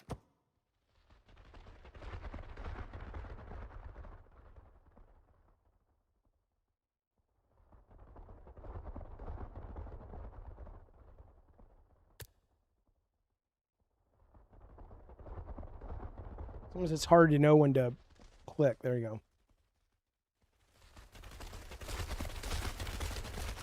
You fumble for the flint and steel, your numb fingers scraping against the charred cloth. A spark catches, and the dry end of the broken ore flares to life, casting wild, dancing shadows against the trees. You swing the makeshift torch in a wide arc, the flames hissing and popping in the cold air. The wolves flinch, their eyes reflecting the fire like scattered embers, but they do not flee. They snarl and snap, pacing just beyond the reach of the flames, their hunger warring with their fear of the burning brand. I know what we'll do. Fire buys time, not safety. How long can you hold that heavy stick before your arm gives out? You step backward, your boots crunching on the snow, keeping the torch between you and the pack. The path east leads uphill toward the rocky outcrops of the lookout, the first step toward the ice bridge. The wolves press forward, testing the perimeter of the light, their growls a low rumble that vibrates in your chest. The blood moon watches from above, painting the snow in shades of red and black. Run or die, survivor. Fire won't last forever. Oh, no. Difficulty 6. Why even try?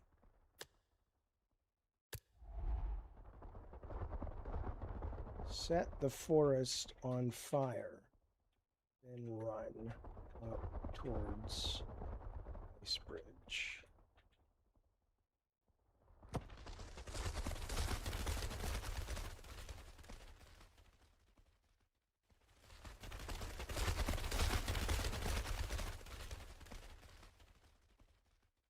Come on. Problem connecting to the server. Come on, motherfucker.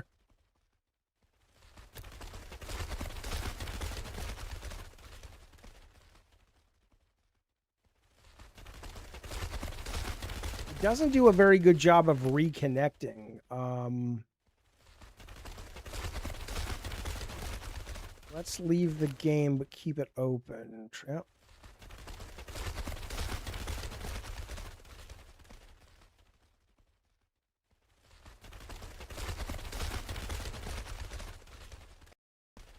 I'll try this again. Come on. I really do like this game, and I'm very curious when they start putting new stories out. I want to write one of these fucking stories. This would be fun.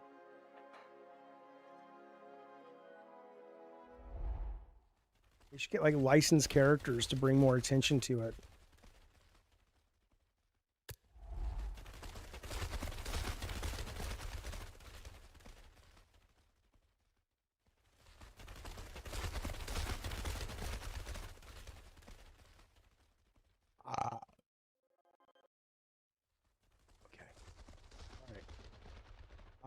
Use the ore and the amber to set the woods on fire. That should stop the wolves as I run up the steps to the ice bridge.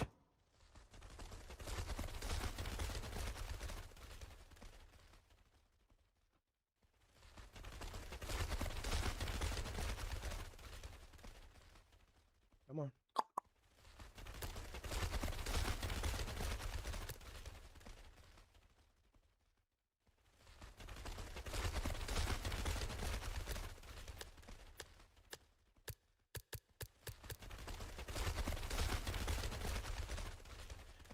Okay, well, we may be bugged, boys. Oh,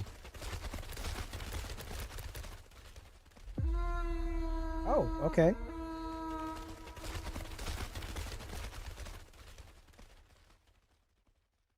Look at us go. You jam the burning ore into a drift of dry needles and dead leaves piled against a birch trunk. The amber glows, then flares. Fire catches with a whoosh, racing across the forest floor like a hungry spirit. The flames roar up, a wall of heat and light driving the wolves back. Boom! They yelp and scatter. What the fuck you think you're vanishing into the dealing deeper with, shadows video of the game? North Forest. Fuck you.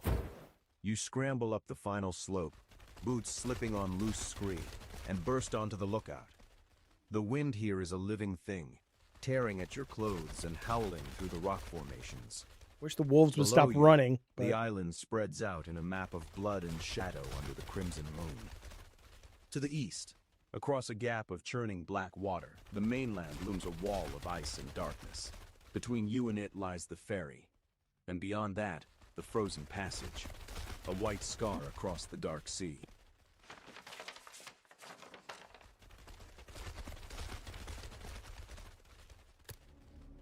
A grand gesture.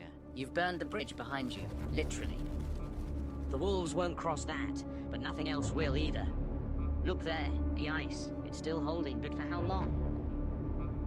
The path down to the ferry is a steep, rocky descent, barely more than a goat track. From here, you can see the smoke of your fire rising from the forest, a beacon to anyone watching. The cold at this height is bone deep, and your wounds throb in time with your racing heart. You have a view of the whole rock from here. The dead, the dying, and the place where you might die. Which way, survivor? Down to the ice? Or do you plan to jump and fly?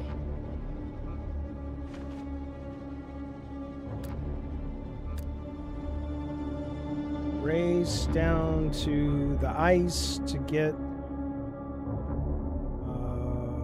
on the boat. I'm going to try something in a minute. I'm going to try to write something that I know has not been established and just see what it does.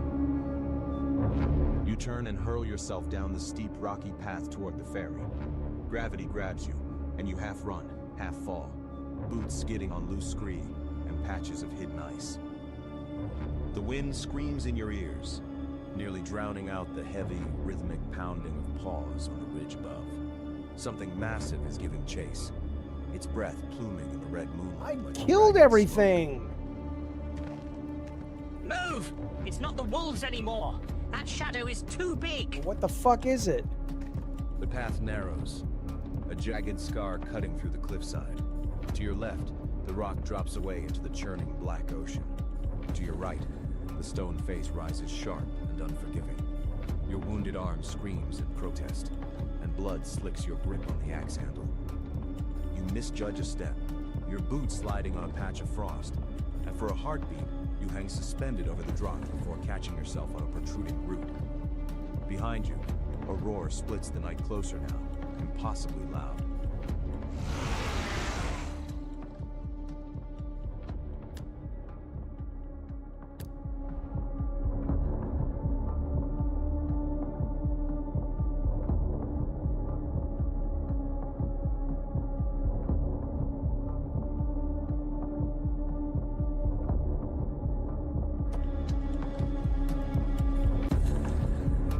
JD Vance, yeah.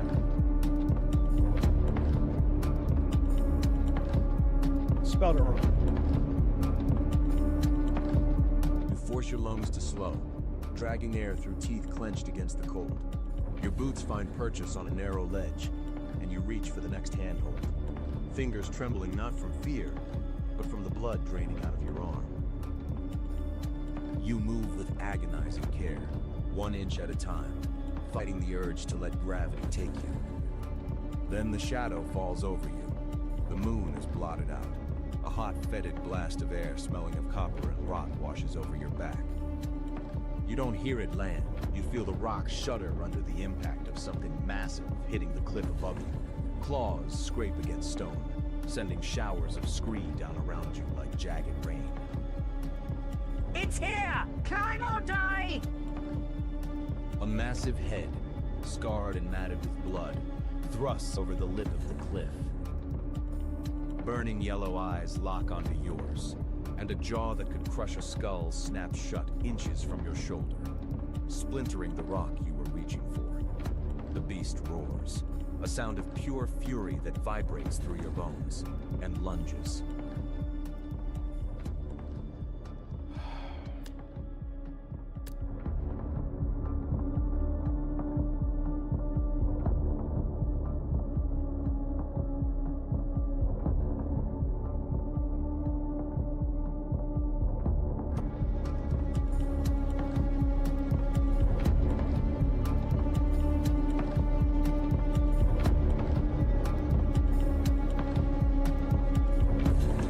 Oh my The god. beast's jaws snap shut like a bear trap around your forearm and shoulder, bone crunching under the pressure. You scream, but the sound is lost in the roar of the monster and the wind. With your remaining strength, you kick away from the rock face and let go. Madness! Fuck you, The whore. world becomes a blur of red moonlight and black stone. You fall. The air rushes past, tearing at your clothes and wounds. You hit a lower outcropping, a jarring impact that flips you over, then tumble down a scree slope. Your leg twists sickeningly before you slam into the frozen ground at the base of the cliff. Pain explodes, then fades into a cold, heavy darkness.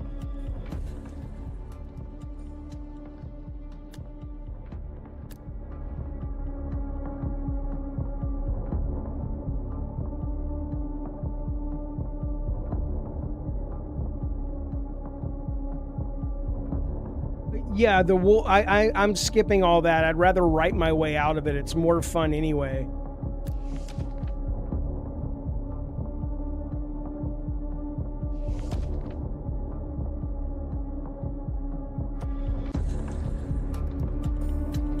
Because the combat in the game, or the dice rolling in the game, is really, really bad right now, in my opinion. The rest is amazing. The impact is a hammer blow. The wet furs, heavy with frozen brine, offer no mercy. They slap against the rock and ice, a thin layer of dead skin over unyielding stone. Your leg snaps, the bone audible over the wind, a dry crack that echoes up the cliff face. The bite wounds on your arm and shoulder tear open wider, blood pulsing hot and fast onto the frozen ground. Darkness rushes in, not like sleep, but like a heavy cloak thrown over your eyes. The red moon fades, the cold retreats. There is only the silence. So this is how it ends. Not with a blade, but with a fall. Munin will have to wait a long time for this memory to return. That's it.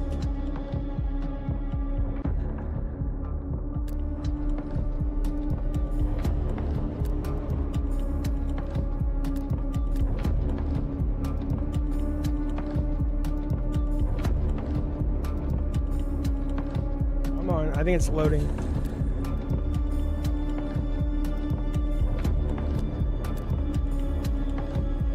All right, let's just see how it ends. 1 second.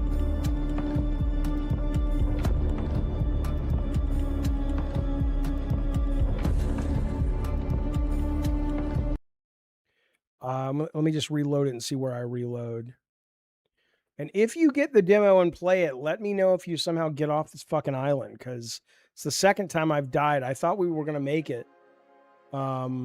We did so much right, I thought. Maybe the only real way to do it is not use... No. Not use any of your die rolls until the very end and just write your way out of it otherwise. Cancel. Oh, is it over? Like, did I die and so there's no... Yeah, I guess I can't load it. Okay, yeah, I guess that's the game. Unless I play it again, which I don't plan on doing right now. Okay, so there you go. That is called OMEA. That OMEA, oh mamma mia. That is over on Steam. You can find the link down below. Look, my hubris killed me. I had to go back and kiss the dead man. I got paid to go back and kiss the dead man. It's JSD's fault. But there's something exceptionally special about that experience. I think at a pure product level, the combat, the dice rolling, the stat thing, it's almost like a system that's not ready to be sat on top, at least based on my experience with this game. Maybe it is, but I'm playing it wrong. I don't know. But I didn't like that. The other thing that is going to be a really interesting challenge, I think, for something like this is not just the pacing of it in terms of like when we set that thing on fire, the giant alpha, I kind of figured we killed the big bad. And then it just kept going and kept going. And I felt like I needed a different pace in the game to recognize that. That would be great. And then the other thing is, like, when I die in the game, I understand that if you die because it is a game, you fail, and thus it's not supposed to be satisfying. But at the same time, it does feel like you are in a novel. And so it's the end of a short story. And I wish the deaths felt a little more narrative heavy, so it still felt like the end of a story. It's almost like, you know what it is? It's almost like the game aspect of it. It's the first time the game aspect of it that just felt very traditionally gamey, like you lose, fail condition, kicks its way to the front of the line over the immersing yourself in the narrative because it's just so sudden. And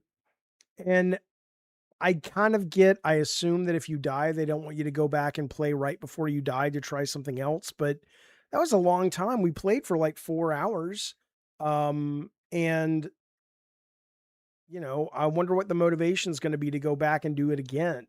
What was very cool, though, is I saw so many different things and different experiences. Like last night when I dug into the burrow, which in this case led to the wolves, and I set the cave on fire. Last night I dug, and it was just a little alcove that had some flint and fire making materials, right? There was a woman on the cliff last night that was not there anymore. If I would have kept that guy alive, Leaf, maybe he would have been a big help, possibly. So it's neat, man. I don't know. What I recommend is go play it on the Steam demo, which is out today. And, you know, put your headphones on, be willing to role play with it. It is a really great, it feels very much like D&D. And in some, not the dice rolling part, of course, but in some ways it's better because you don't have to wait for everybody else to make their turns. It's all about you. You get to be the star, you know? But anyway, there you go. That has been today's stream. I will do Gabbin tonight. If not tonight, definitely tomorrow. I'll be on Crypt tomorrow. I want to thank the kind folks. I think the company's name is actually OMEA AI for allowing me to play this. Really, really loved it. Okay, so if you want to know how it runs, it does connect to a large language model. But if you want to know how it works a little bit more, under this video, there's not just a link to the Discord, to the demo.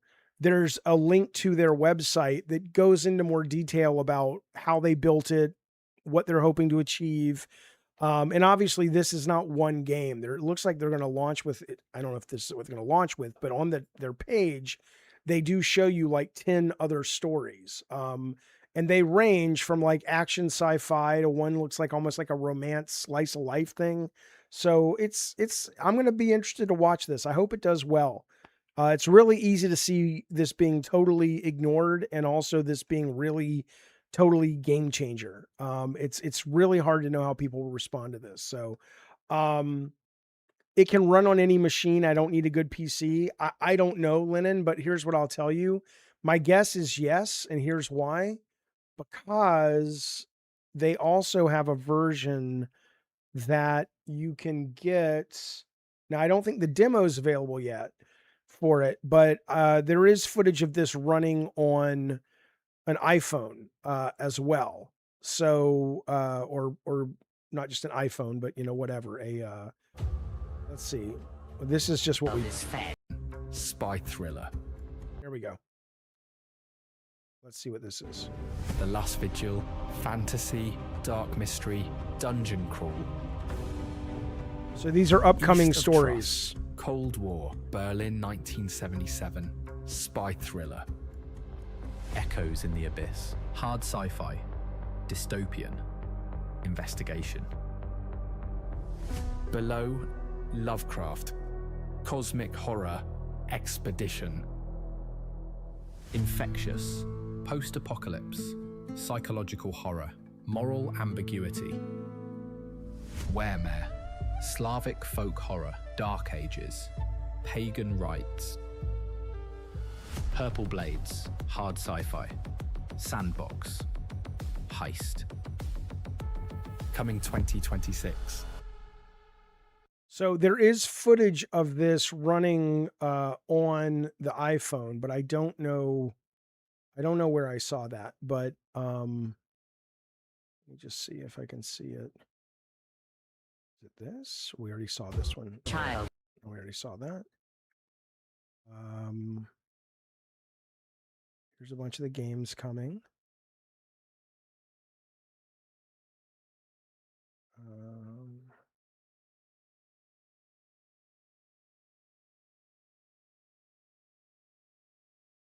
Yeah, you'll have to find it, but yeah, no. Well, that's the thing. PK says surprise Jaffe can go through all that with my ADD. So again, it's when you're playing it on your own.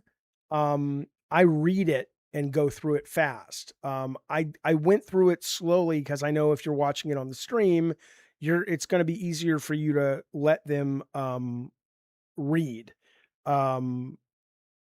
To hear the narrator speak. So no, when I'm playing it on my own, like last night, I read it really quick and I skipped and read it. And it was nice to have the voiceover, but I was ready to click faster, just like in normal RPGs and stuff. So, all right, fellas, that's the stream. Anna G, thank you. I know I owe you a call. I'm exhausted right now. Let me get some food and I'll either text you a response or I will call you on Discord, but I gotta, I've been sitting here for 4 hours. So be well, you guys, be safe. Thank you for all the support. Thank you for the super chats. JSD, thank you. The memberships. Anna, thank you for modding. Be well, you guys. Thanks for hanging out. I'll see you soon. Bye, y'all.